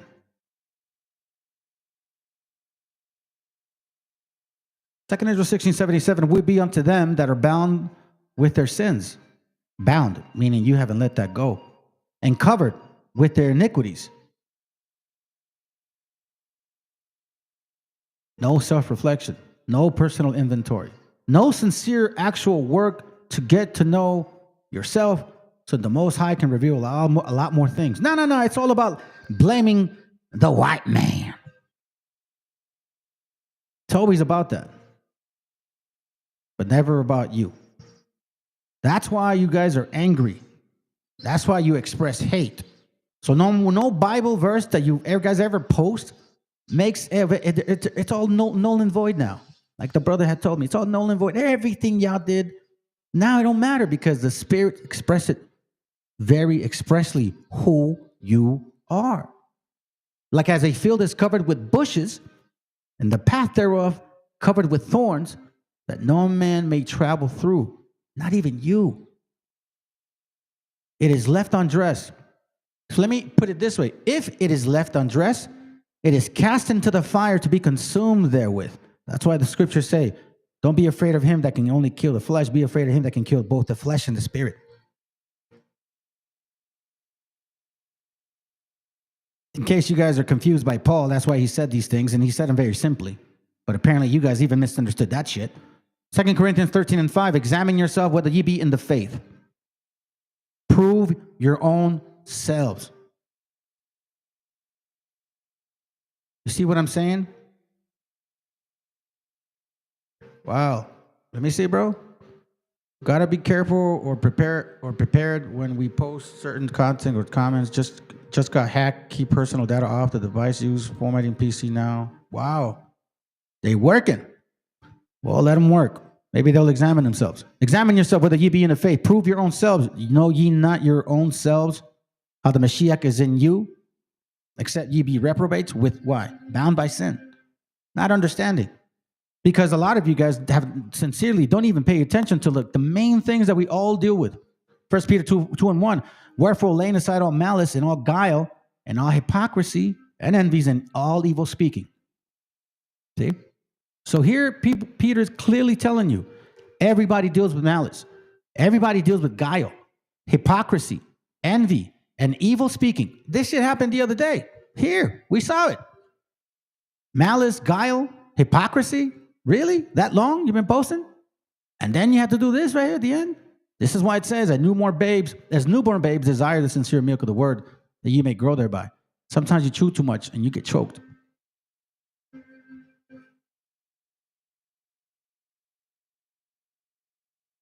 Sometimes it's like that. We're almost done. Hosea 12, wherefore seeing we are also compassed about with so great of a cloud of witnesses, let us lay aside every weight that in the sin which doeth so easily beset us, and the sin which do so easily beset us, let us run with patience the race that is set before us. So this, it's not overnight. It's a process. Looking unto the Mashiach, the author and the finisher of our faith, who for the joy that was set before him endured the cross, despising the shame, and is set down at the right hand of the throne of God. Verse 3, for consider him that endureth such contradictions of the sinner against himself, lest ye be wearied and faint in your minds. Here, I'll read it this one, because it's a little more simpler when I was reading it with the other brother. It says, think of what he went through, how he put up with so much hatred from sinners. So do not let yourselves become discouraged and give up. For in your struggle against sin, you have not yet had to resist to the point of being killed. So you see how it's talking about still dealing with sin? Even after. So where are you guys getting that he died for your sins? Have you forgotten the encouraging words which God spake to you as his children? My child, pay attention when the Lord corrects you, and do not be discouraged when he rebukes you. Because the Lord corrects everyone he loves and punishes everyone he accepts as a child. Then it says, endure what you suffer as being a father's punishment. Your suffering shows that God is treating you as his children. Was there ever a child who was not punished by his father? If you're not punished, as all his children are, it means you are not real children, but bastards.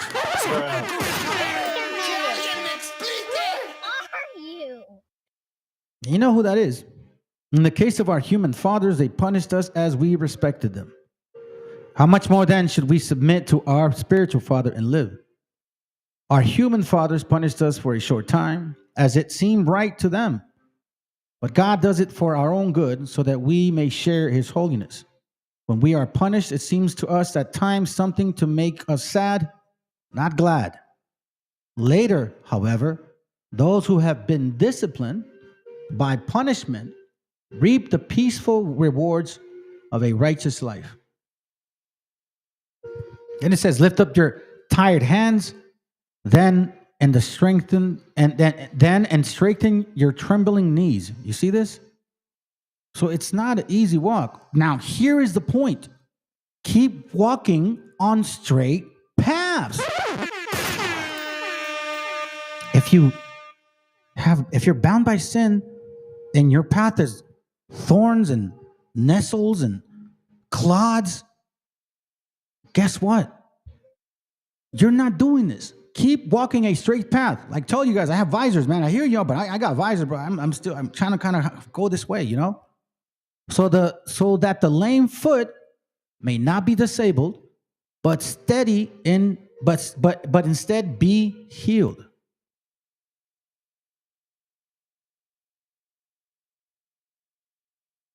Let's continue to verse 17. That's it. Try to be at peace with everyone and try to live a holy life because no one will see the Lord without it. It's true. If you have hatred in your heart, even for your so-called brethren, especially for him, bro, you're tripping. Guard against turning back from the grace of God. Let no one become like a bitter plant. You see? Break up that fallow ground, reap in mercy. You know, what's that? Break up the fallow ground, reap in mercy, something like that. Try to be at peace. I'm sorry. Guard against turning back from the grace of God. Let no one become like a bitter plant that grows up and causes many troubles with its poison.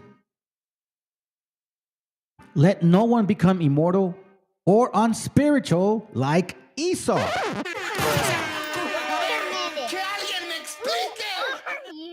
who for a morsel of meat, who for a single meal sold his right as his older brother. And then he complained. Afterwards, he wanted to receive his father's blessing, but he was turned back because he could not find any way to change what he had done. Even though in tears he looked for it. Who is complaining right now? Replacement theory. Replacement theory. What are you talking about, man? You're unspiritual. You're immoral. White nationalists have no understanding of this book. Zero. And you know what, man? This is why I again, there are certain things that I subscribe to. I still am going through this book, but there's one piece here, man, I just can't get over, bro. Joshua 28 and 20. And Esau was a designing and deceitful man, one who hunted after the hearts of men and inveigled them. And Esau was a valiant man of the field, meaning that he tricked them. Kind of like Donald Trump would, he would trick his friends and shit so he could sleep with his wives. That's what people say. It's crazy, man. Designing and deceitful. Right? Designing and deceitful. So this is why I tell y'all, and it's important to know these things, because I don't know, I find this kind of weird. This is just me, but I find it kind of weird. Watch this. News, someone just filmed a couple of pallets of cinder blocks in front of the ICE facility gate in Paramount, California.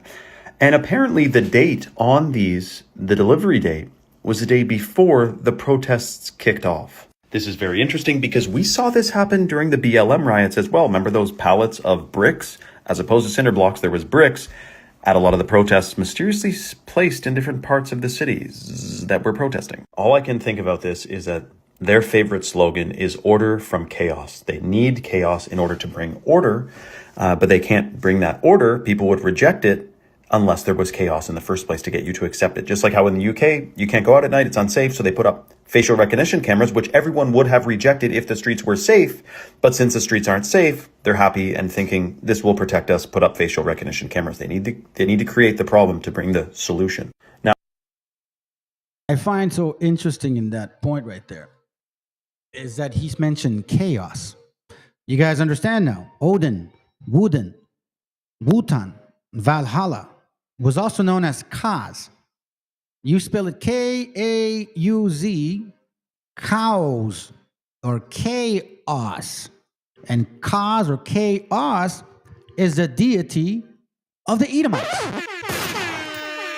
How else will you be able to rule? Because I really honestly, I don't know, man. I don't know. It's crazy. Give me a second. Let me see if I got this one. I think I'm going to play this one. Yep, this is it. You're in LA right now or anywhere else protesting ICE and violently attacking cops. I hope you do something really stupid and you get to meet Jesus today. That's how I feel.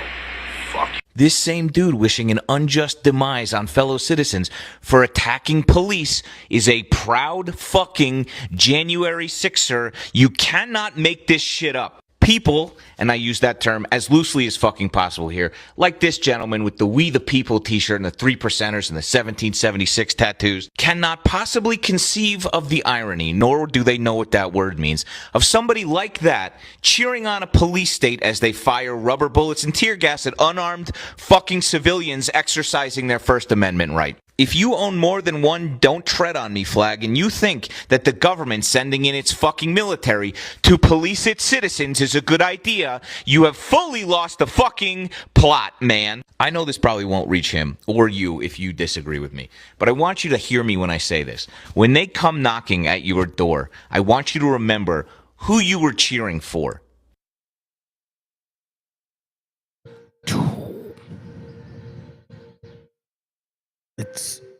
It's amazing how it's all playing itself out, man. Job 12:16 says this: God is strong and always victorious. Both deceived and the deceiver are in his power. Man, that's heavy.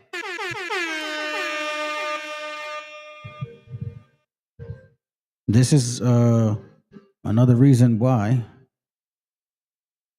it said this right here. Matthew 24 talks about this. Matthew 24:4, it says, and the Mashiach answered and said unto them, take heed that no man deceive you, for many shall come in my name, saying, I am the Messiah, and shall deceive many. We've actually heard people say that. Some of these camps call themselves like John and Paul and King David and shit. Like, seriously. I'm not lying. The Pope at the Christian like Catholics, I guess, right? Doesn't he call himself the Vicar? The Jesus of the world? For many shall come in my name, saying, I am Christ, and shall deceive many. And ye shall hear of wars and rumors of wars. See that ye be not troubled, for all these things must come to pass. But the end is not yet. This is why it talks about the fig leaf. For the nations shall rise against nations, kingdom against kingdom. We're seeing what's going on in the Middle East. We're talking, man, there's there's like 4 countries ready to pounce at each other. We know what's going on in Ukraine and in Russia. I would have not really even brought this up today, but after what I've been seeing, and I follow history, woe unto you, man, if you're bound with sins. For nations shall rise against nations, and kingdom against kingdom, and there shall be famines and pestilence and earthquakes in diverse places. All these are the beginning of sorrow. See? What's going on right now? We see it. California National Guard is here. Pointing at us? Well, it seems like there's a lot more media presence today. We got community organizers, we have teachers, we got moms and dads out here as well.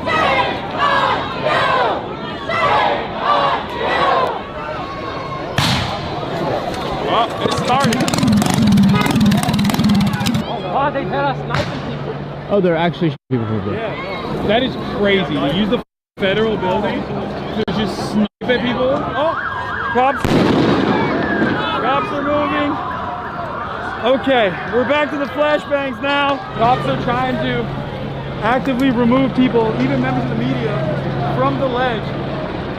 All of those units that were waiting back there on the front line where we were at have pushed in past the point of the federal building. And also up top on the roof, you have, well, they're looking right at us with binoculars. Okay. Okay. They're gonna oh, they're fired. For everybody that's watching at home, the protests have been incredibly peaceful. No issues whatsoever. Mostly just demonstrating in front of cops as they set up police lines. And then sporadic bouts of violence whenever cops decide it's time to mobilize. See? Then it says, then shall they deliver you up, Matthew 24:9, then shall they deliver you up to be afflicted. What's going on? They're doing this in the federal detention centers. And shall kill you. And ye shall be hated of all nations for my name's sake. Remember I taught you guys the word in Guido? means anointed, which is Meshiach, anointed, for the purpose, for a reason, for a purpose and for a reason. Let me see how much time I got. 10 more minutes. Let me finish it off with, these verses. I want to get these verses in, and then I want to finish off with some videos, and that's it. Okay? Because I think those videos are powerful, man. 2 Ezra 15:4. Check this out. For all the unfaithful shall die in their unfaithfulness, bound by sin. Behold, to say the Lord, I will bring plagues upon the world, the sword, famine, death, destruction. For wickedness had exceedingly polluted the whole earth, and their hurtful works are fulfilled. Well, we're seeing this a lot going on here. Polluted the whole earth. Therefore, say the Lord. And again, we're talking about what? Let me see. I'm trying to rephrase it. Let me see the scriptures. Let me just go to it. Let me just go to it real quick. Let me just go to it. Romans 7, verse 9. It says here. Where are we at? We go.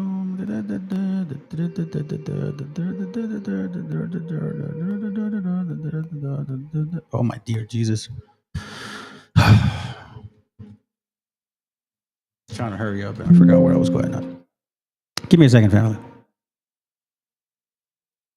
This one right. 2 Ezra 6:9. I was trying to look for a different verse. For Esau is the end of the world, and Jacob is the beginning of it that followeth. You see?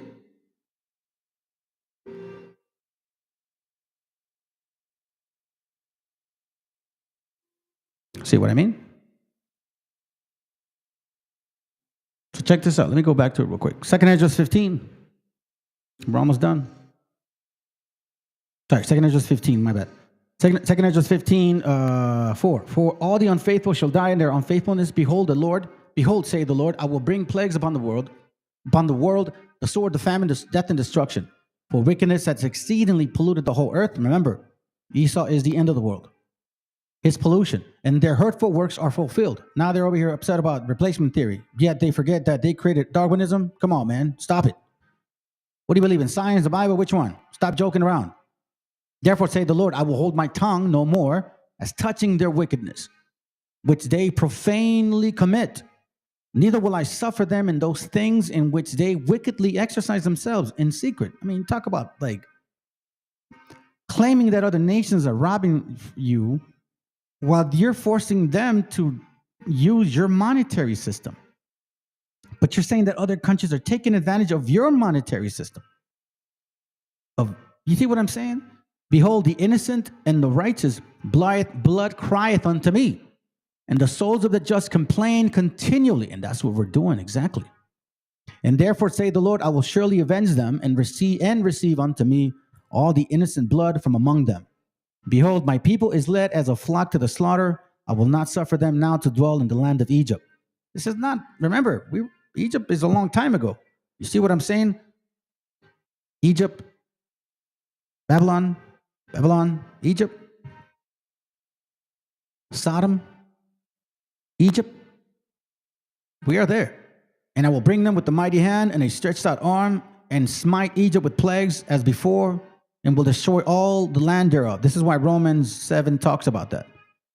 Egypt shall mourn, and the foundation of it shall be smitten with the plague and punishment that God shall bring upon it.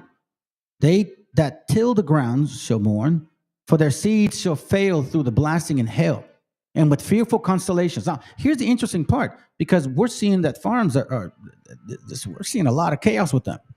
Woe to the world and them that dwell therein.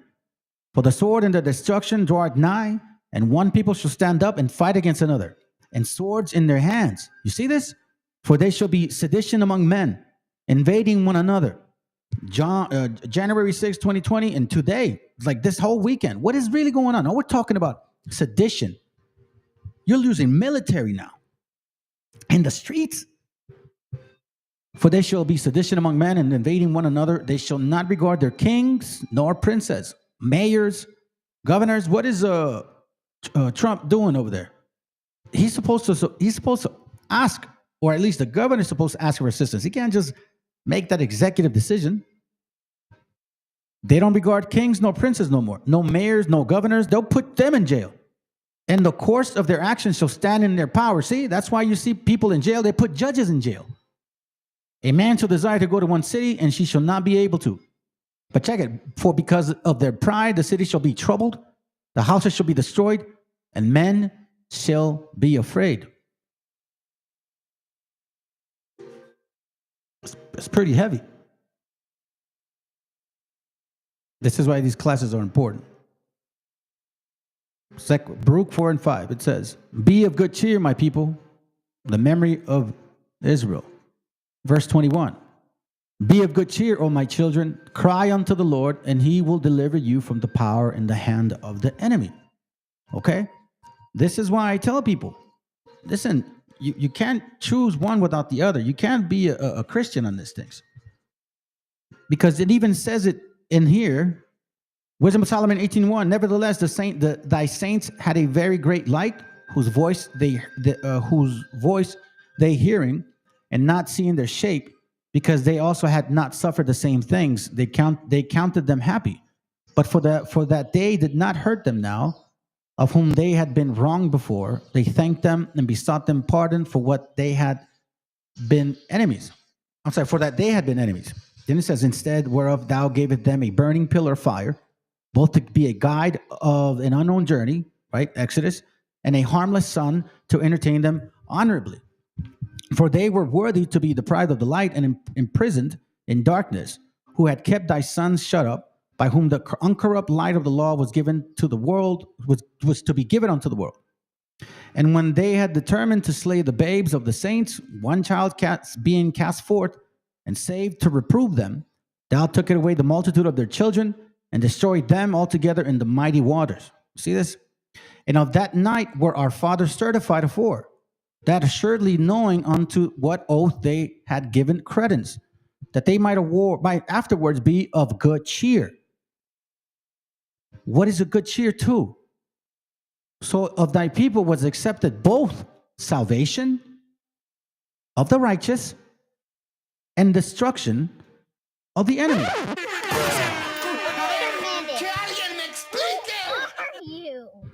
That's why he talks about right there, be of good cheer.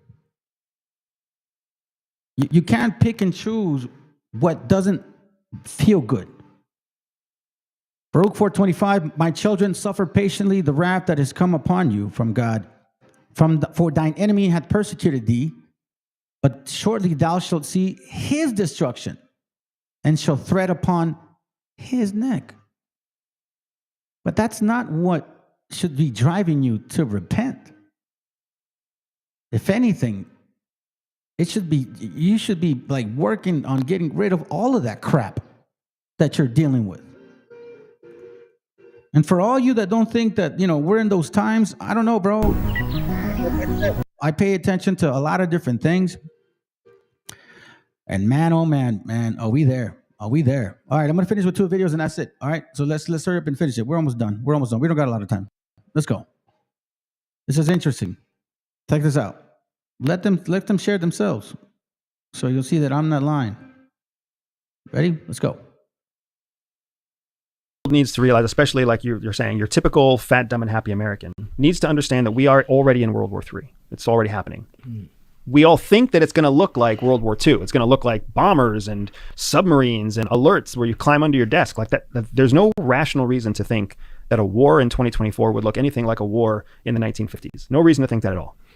You have to expect that the war would evolve. So here's what happened. Syria, Libya, the conflicts that you saw in Yemen, these were the beginnings of what we call proxy war. Proxy war is the term that you want to think of when you think about World War III. And a proxy war is nothing more than an intrastate, like intramural means inside the state, a civil war, if you will. It's an intrastate war that's funded and exacerbated by external players. That's what happened in Syria. Internal war funded and exacerbated by China and Russia on one side and the United States on the other side. Yemen is the same way, an intrastate conflict, a civil war funded by Saudi Arabia on one side, Iran on the other side. It's the same thing that happened in Libya, right? And that is the model of the current age. Right now, where we sit today, there's 116 hot conflict zones in the world. The vast majority of them are proxy wars, where there's a first world or developing world on one side and a first world or developing world adversary on the other side, who are both funding internal conflict, whether that's in Colombia or whether that's in Sri Lanka or whether that's in various parts like Myanmar or Burma, happening all over the world. Those conflicts started in 2006, 2007, right? Basically, the last inter or traditional conflict was us invading Afghanistan. When you look at Russia and Ukraine, Russia made a misstep because they violated the proxy war approach only because they shared a border with Ukraine. So they chose to go into Ukraine. But then immediately after they invaded Ukraine, what did the United States do? Used Ukraine as a proxy. So the war in Ukraine isn't a war between Russia and Ukraine. It's a war between the West and Russia. And the thing that's so frustrating is that when Russia first invaded Ukraine, Putin said, this is not a war against the West, right? This is a war against Nazism or whatever else, which was total bullshit. Totally failed bad propaganda. But where Putin was smart is he knew that he just had to bullshit for a few months, because after that, something would happen where he could tell the truth. And that's why within 3 months, when Ukraine was using American weapons to fight on Ukrainian soil, and when Ukraine was using British weapons and Poles were teaching them, like, now it became very much a Western effort to contain Russia. And then that's when Putin changed, what is this war? And he changed it to, this is a war against the West. Well, now this guy who was a liar is telling the truth. And that's hard. It's hard to be a Western person and look at the conflict in Ukraine and not be like, how Putin's got a point. Putin's telling the truth sometimes. Right, there's a grain of truth, which makes it ambiguous. Which makes it even worse, because now he can hide the lies even more effectively behind that grain of truth. And it's such a show because we all we may disagree with this element, but we can't deny that other fact. Right. And the same thing now has evolved in between Israel and Hamas. So the point I'm trying to make is just World War III is already happening. What we are feeling as we feel like it's coming closer to home, what we're actually feeling is the escalatory effect, the escalation of proxy wars. There are more than there were before. They are larger than they were before. More people are getting involved than they were before. And we see, just like when you watch a fuse on a bomb, you know it's getting closer and closer to blowing up the bomb. And the question is, are we gonna snuff the fuse, clip the fuse, or let it go all the way? See, told you, man. I told you. This guy here put a really powerful message. I mean, and again, I find stuff for y'all, man, and if it makes sense with topics that I have, if it makes sense with conversations that I have throughout the day with brothers, then this is how I put them together. Somebody sent me one video, led me to this. Another brother shared something with me, led me to that. Another brother said something with me, led me to this. So now we're here. And again, remember, let me not forget, because I did not read that far in the second Esdras 15, I think. Yeah, second Esdras 15. I didn't read this far, but I should have, because it says here. Okay, watch this. Let me see.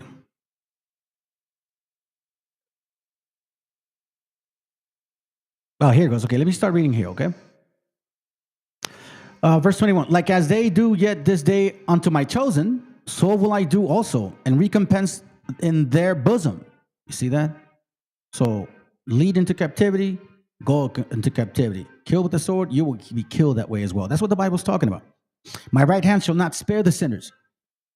See, you guys say God loves the sinner but hates the sin. No, my right hand shall not spare the sinners. And my sword shall not seize over them that shed innocent blood upon the earth. We've seen Esau in action. The fire is gone forth from his wrath and hath consumed the foundation of the earth, and the sinners, like the straw that is kindled. This is what I'm talking about, like the straw that is kindled. Remember, if you're full of thorns and nettles and bushes, you were going to be the first ones burned. Woe to them that sin. Oh, damn, it keeps saying it. And kept not my commandments, not just 10 dummies. I will not spare them. And even if you only kept 10, you don't even know what that means. You have so much hate claiming to be white nationalist Christmas Christians. This is not your book. It never was. Though you begged for it again, but you gave that up a long time ago. Yet you blamed other people for your mistakes. I will not spare them. Go your way, ye children, from the power defiled not my sanctuary. For the Lord knoweth all them that sin against him, and therefore delivereth he them unto the death and destruction. For now are the plagues coming upon the whole earth, and ye shall remain in them. For God shall not deliver you, because ye have sinned against him, bound by sin. Behold, a horrible vision, and the appearance thereof from the east. Okay, we talked about the east. He was talking about the east, right? Well, the nations of the dragons of Arabia shall come out with many chariots, and the multitude of them that shall be carried as the wind upon the earth, that all they which hear them may fear and tremble. Also the Carmenians, raging in wrath, shall go forth as the wild boar of the wood, and great power shall they come. And great power shall they come and join battle with them, and all waste a portion, and shall waste a portion of the land of the Assyrians. Now here's where it gets interesting. And then shall the dragons have the upper hand, remembering their nature, if they shall turn themselves, conspiring together in one great power to persecute them. So we see now the beginning of WW3. And he basically said it. And so will this guy too. Hope you guys enjoyed the video. After this, I'm done. I'll play some songs and I'm out. Shalom, Huta, I'll have you here. Good evening, good night, good morning. All right? Thank you for your support, fam. Please share and like as well. It's all bullshit that they say, oh, we're going to have a big party. They know what's in there. You can't believe a damn thing they ever say. Yeah, that guy Saddam Hussein has weapons of mass destruction. All right? Lie after lie after lie. So here's what I think might happen with gold in Fort Knox. The United States debt is about $37 trillion. When you put the real debt into it, Social Security, all this stuff they have to pay out, it's about $220 trillion. They're going to make up some bullshit. We got more gold than we ever thought we had, and we're going to raise the price of gold so they cover their debt. And I'll tell you a true story. When I was a kid, I'm about 17 years old, my father, may rest in peace, he said to me, you know, son, he said, when I was dating your mother back in 1933, I go over to your grandfather's house and he's packing up all his gold. And I said to him, Pop, what are you doing packing up all that gold? He said, the President of the United States, Franklin Roosevelt, wants us to turn in the gold. We have to turn in the gold. I am a true American. How dare you tell me not to turn it in? My grandfather turned in all the gold like most Americans did. When the scum... Do you want to know where to invest $1,000 right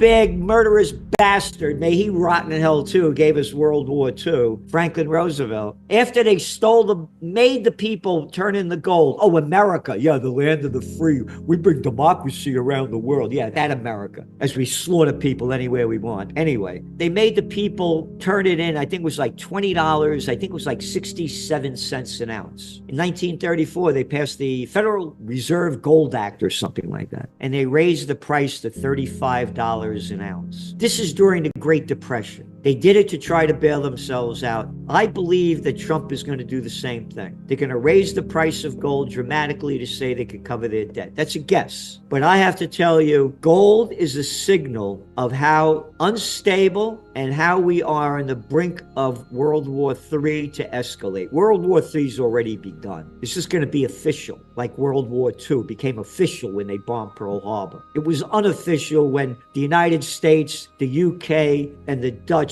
put sanctions on Japan and cut off 3/4 of their global trade. This is before they bombed Pearl Harbor. And 88% of their imported oil. They only import 100%. Can't understand why they bombed Pearl Harbor. And then we have to watch out what's going on in Ukraine, because I believe that Ukraine is going to do everything they can to escalate this war to get more support. I was the chief government affairs specialist of the chemical industry back in the day, living in D.C. and Chicago, and the Iranian conflict broke out. And all they did, like they do all the time, they taught us to hate the Iranians, having no idea how the United States and the UK overthrew the democratically elected government of Mossadegh in '53 because he had the nerve to say, hey, that oil, it doesn't belong to you. It doesn't belong to Anglo-Iranian oil, better known today as BP, or Standard Oil, better known today as ExxonMobil. It's the oil of the Iranian people. No, it's not. The CIA and the MI6 overthrew him. The facts are all there. So that's when I became a political atheist. I start looking at things the way they are, not the way you want them to be or believe. The media whores that get paid to put out by their corporate pimps and government whoremasters want you to believe. So I bet oil and gold prices will go up. And I played the futures markets back then. $5,000 in each one, and I brought it almost to $750,000. I lost a lot of it. a young guy. But my first buy of gold was around $180 an ounce. Why are they buying gold? All things are connected in trends forecasting. Geopolitics and the economics of the world is a freak show in front of everybody's eyes for all to see. Gold is the #1 safe haven. I would have never thought gold prices would have spiked this year the way they are. Last year, it was one of our top trends for 2024, a golden year for gold. It went up 27%. When Trump got elected, gold prices went down. Where are they now? They spiked. Why? Whether you agree or disagree with his tariff policies, that's #1. #2, so all these little scumbags that couldn't fight their way out of a paper bag that they love war. Yeah, that little Catzol Macron. We're gonna fight the Russians. Oh, how about little Starmer clown over there in the UK? Oh, how I forgot the guy Merz, the Chancellor-in-Chief over there in Germany. Oh, the BlackRock guy? BlackRock, Vanguard, State Street, 3 venture capitalist hedge funds or private equity, whatever they want to call them, own 88% of the S&P 500 in America. Look at Germany. Yeah, Heil Hitler, that Germany. We're going to build our defense. You're in a recession. Oh, this is going to build the economy. No, it's not. It'll only enrich the military-industrial complex because you build the economy when you manufacture products that people buy. If people ain't buying them, all you do is enriching the club and bringing your debt level up as you're in a recession. Was it a second quarter recession in Germany? So what does I say? When all else fails, they take you to war. Goes back to gold. This is unbelievable where gold prices have gone. They may not confiscate it, but they're going to raise the price. It's a crime syndicate that people call a government. Hey, I'm Jamie Dimon. Hey, and you know what I am? Look at me. Hey, I'm a multi-millionaire. I ran a JP Morgan Chase. We got convicted of 5 felonies. One of them rigging the precious metals market. Hey, we only had to pay $900 million. We don't go to jail. No, matter of fact, when we caused the panic of 2008 with all our derivatives and those subprime mortgages. You don't have a job? You're deep in debt? Don't worry about it. Sign over here. You can buy a house. They got $29 trillion for the Federal Reserve bailing out the banks as the people go bust. So you're asking me what they're going to do? They're a crime syndicate. They're not a government. They're murderers and thieves. By their deeds, you shall know them.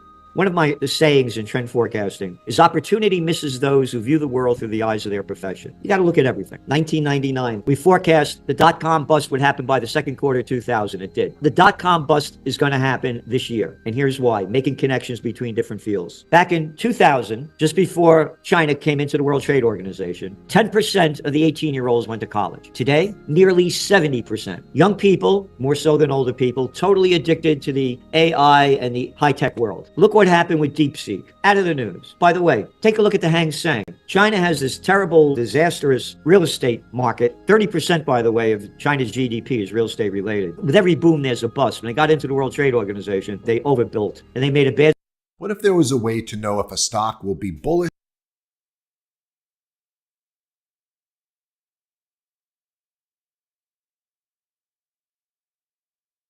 Three years of zero COVID policy that destroyed the lives and livelihoods of hundreds of millions. So now markets are way up because of AI. China's going to lead the world in AI. They got all these young people that are totally addicted to this stuff, and they got the brain power. They're all going to college, and this is what they're into. So go back to the end of January of this year and look where the NASDAQ has gone since then. It's in correction territory. NVIDIA, in one day, they lost 17% value of their stock when DeepSeek hit. Trends are born, they grow, they mature, reach old age, and die. The AI trend has just been born, 2022. You don't invest all your money in the first automobile company that invented the automobile in 1886. And that's what everybody did. They invested in all these IPOs, all these companies that are in the AI world, but it's at the beginning of the trend. Now you go back to DeepSeek. No, you don't need all these big power plants that you're building to make chips happen. They way over invested in this. So we're going to see a dot-com bust. The Middle East is too small, and it's a gang over there in Saudi Arabia. I mean, you know, what did they invent? But the king of England. If they were Italian, they'd call him a mafia, all right? What's this king crap? What am I, still in kindergarten? All they're interested in making money. They don't have the population nor the natural and human resources to make it happen. China does. And they have the human and natural resources that they need to be self-sustaining and self-sufficient. They don't need Gucci anymore. They don't want Starbucks. They don't need McDonald's. They don't need any of this stuff. They want made in China. They keep doing business with themselves, and it keeps the economy going. That's what it used to to be before globalization. In America, we had factories all over. I'm in a place called Kingston, New York. There were factories all over the place. Shirt factory, Syracuse, China, Syracuse, New York. We had manufacturing all over. You had a strong middle class. So that's what we see happening. That globalization is going to be coming to an end in a lot of ways. They're only going to be importing things that they need. But again, to me, it's stupid to put sanctions, like, for example, Trump spewing out crap. We're going to put these 200% or whatever sanctions on French champagne. It's not a competition. So there's going to be more self-sufficient and self-sustaining countries. Look, facts are there. Let's go back to the beginning of the Ukraine war in February 2022. Biden puts sanctions on Russia. Putin's going to pay the price. No, he's not. Russia has all the human and natural resources they need to be self-sufficient. All those companies that pulled out of Russia, Russians took over. Hey, the Russians' economy went up. They went down the first year, but as Europe's went down, Russia's economy went up. So that's what you're going to see a lot of. And China's going to become more and more self-sufficient. America's finished. I'm heartbroken to see what's happened to this country. It's a shit show. The way the people look, obesity everywhere, streets are all potholes everywhere, homeless all over the streets. I'm a New York City guy. I'm born in the Bronx. Breaks my heart to see what's happened to this country. So no, America's had its day.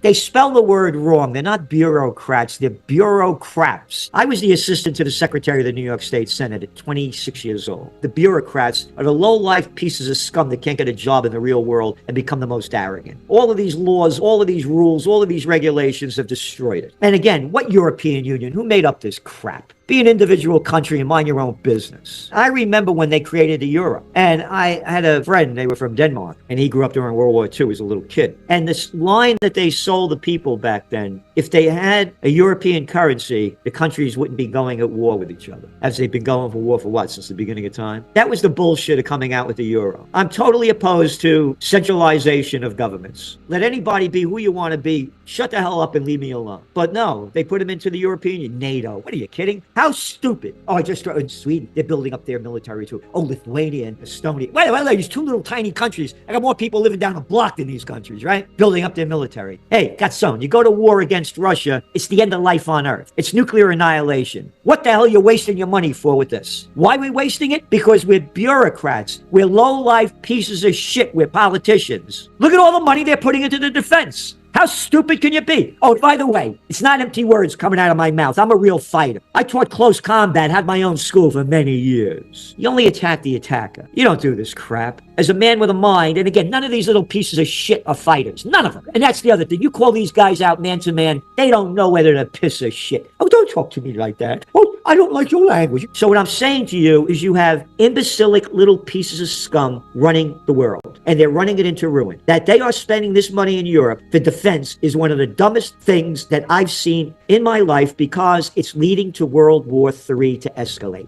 You have about $2 trillion worth of loans coming due this year and next year. Depending on whose numbers, by the way, almost up to $4 trillion in the U.S. When they force people to stay home, your office vacancy rate, 20% in the large cities. Your office occupancy rate is about 52%. The leases are coming due now after 5 years, and they're not renewing them like they were. They're taking less office space. There's going to be massive defaults on these office buildings. Last year, Midtown Manhattan, 50th Street, Sports Illustrated used to be there. A building that sold for I think it was about $20 million in 2006, went up for auction, $8.5 million they sold it for. These buildings are non-convertible to apartments, big empty spaces. They're worthless. There's going to be defaults, and it's going to bring back down a lot of the banking system. Nobody's talking about this. The facts are there. And now you're looking at U.S. consumer confidence. You're looking at more and more failures. Every week in the Trends Journal, we put how many jobs are being lost in the real numbers and how many businesses are going out of business. A thing called Walgreens. They bought Boots over there in the UK. As a matter of fact, I did work for Boots back in the late 1990s, early 2000s. And they didn't listen to me what I told them to do, and then they ended up getting out. I told them to stop when you walk in. This is a drugstore. Don't have candy and potato chips and all this little crap when you're walking in. I said, lift the level up. But again, Walgreens just closed 500 stores in the United States this week. Even Walmart is closing stores. So a bad situation is going to become very worse. Again, when the dot-com bust hits, the people on Main Street understand that the pain they're suffering is real. When Wall Street crashes, Main Street goes down even more because they know the reality on the street. We don't give financial advice, by the way. We're also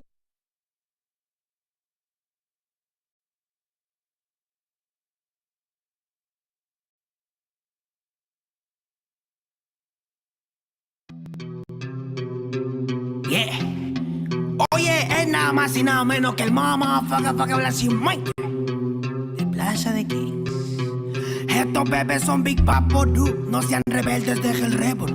Yo no me quede, yo me hospede junto a Belzebú. No me remete de plebe, no soy leve como tú. Si hay algo que no muere, eso es el hip hop Perú. Y petón, perico, te traje una chica perica. Atrás te voy a mostrar como dos monstruos trafican. No trate ni trepe, solo trote, señorita.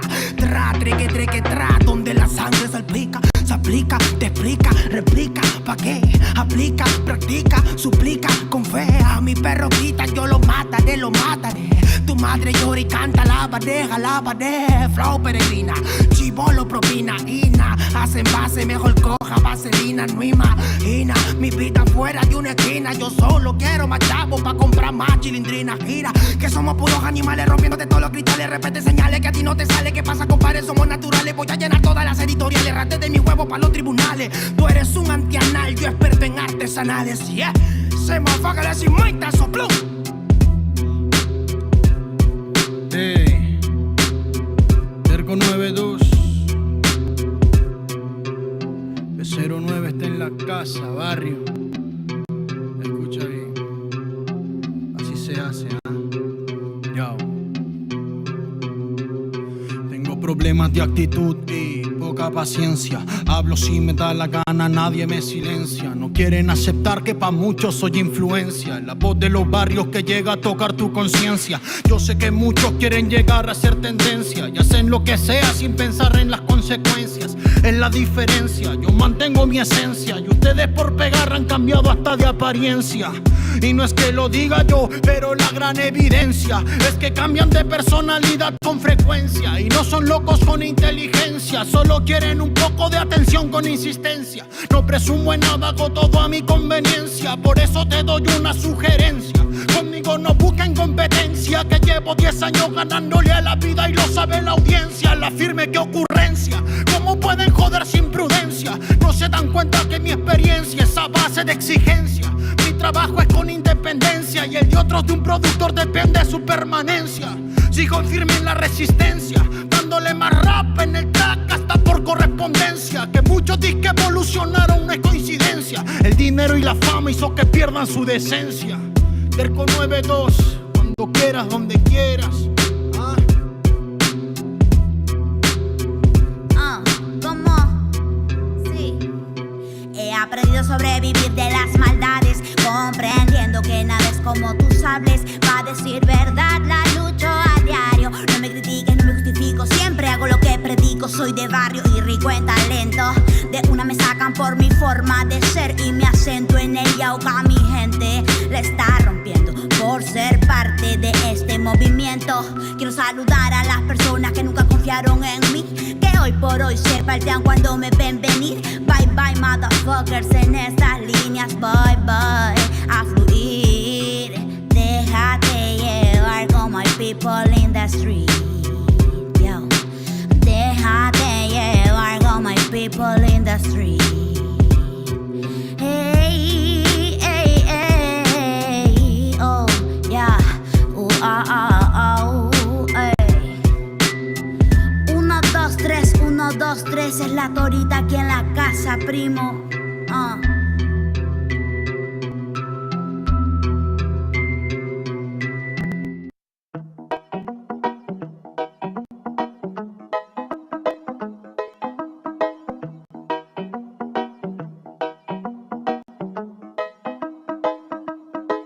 Quiero pensar, pero no puedo, no. El ruido en la ciudad está consumiendo, Quieren pensar, sin ni siquiera estar al mando. Tanta publicidad subliminal te está matando. Les cuesta decidir por sí mismos cuál es su mando. Publican sonrisas con el corazón llorando. Quieren brillar, pero sin tener que valerse de tener sus ideas propias. Los veo a todos igual, solo son la réplica de la imitación de una triste copia. Obedece, la vida es un suspiro y envejeces. Te dejas distraer por estupideces y pierdes el eje. Te duele por dentro, entonces te creces, pero aceptas mucho menos de lo que mereces. ¿Y quién te ha dicho a ti que no puedes pensar sobre lo que le di, sobre cómo actuar? Lucha por ser feliz sin a nadie dañar y solo así podrás brillar. ¿Y quién te ha dicho a ti que no puedes pensar sobre lo que decir, sobre cómo actuar? Lucha por ser feliz sin a nadie dañar y solo así podrás brillar. Conserva tu juicio y tu intuición, más activos que el que lucha por lo suyo y no se rinde. Yo ya sé bien cuál es mi misión, y es contarte que el mal por su propio pie pronto se extingue. No caigas bajo su control, pues por la televisión es normal que mal lo pinte.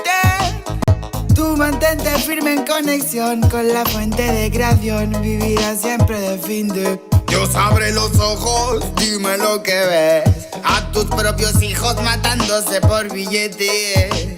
Niños mueren cada 2 por 3. Pa' unos es bendición, con otros por su causa pequen. Y yo que intento ser un ser crístico, voy bendiciendo hasta los diablos. Piensan que es cierto el mensaje típico. Dicen que invento lo del engaño, y mientras lucho contra mis errores, demonios escucho, me ofrecen soluciones. Pero sé que hay un ángel que quiere que mejore. Me dice haz un trabajo interno antes de que lo ignores, antes que otra vez llores y se llenen los mares de pena y de dolores, ya que en mi mente no caben. La paz no va en un sobre, somos algo importante. Nunca te revelaste y por eso no lo sabes. ¿Y quién te ha dicho a ti que no puedes pensar sobre lo que decís, sobre cómo actuar? Lucha por ser feliz sin a nadie dañar y solo así podrás brillar. ¿Y quién te ha dicho a ti que no puedes pensar sobre lo que decís, sobre cómo actuar? Lucha por ser feliz sin a nadie dañar y solo así podrás brillar. Me desperté tan cansado, me sentía mal herido de todo lo que he pasado. No me quita lo aprendido, por dentro me he perdonado, pero casi no me olvido. Oh. Me desperté tan cansado, me sentía mal herido de todo lo que he pasado. No me quita lo aprendido, por dentro me he perdonado, pero casi no me olvido, no, no. Todos repiten lo que dice el referente, discursos vacíos lejos de ser coherentes. De lo que no sabes será mejor que no inventes. Investigues y no te dejes lavar la mente. ¿Y quién te ha dicho a ti que no puedes pensar sobre lo que decís, sobre cómo actuar? Lucha por ser feliz sin a nadie dañar y solo así podrás brillar. ¿Y quién te ha dicho a ti que no puedes pensar sobre lo que decís, sobre cómo actuar? Lucha por ser feliz sin a nadie dañar y solo así podrás brillar. Quiero pensar, pero no puedo, no, no, no. El ruido en la ciudad está consumiendo, wow, wow, wow.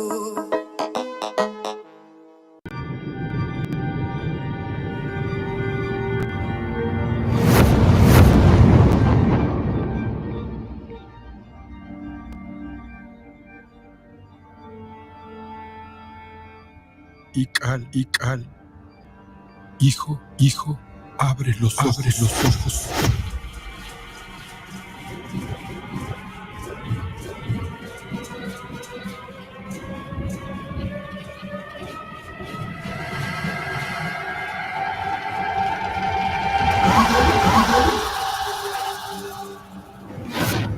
Tu cuerpo se queda con nosotros, pero tu espíritu debe seguir.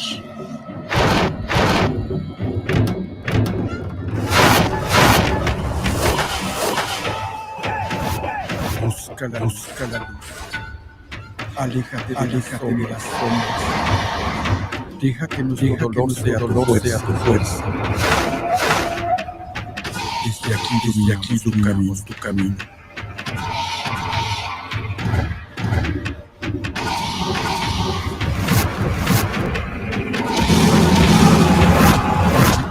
Como nosotros antes tan pena la muerte. soy tú.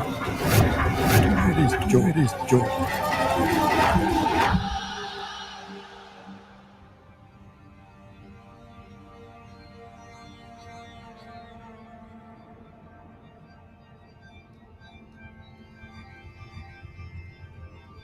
La muerte que hoy nos separa, mañana volverá a unirnos.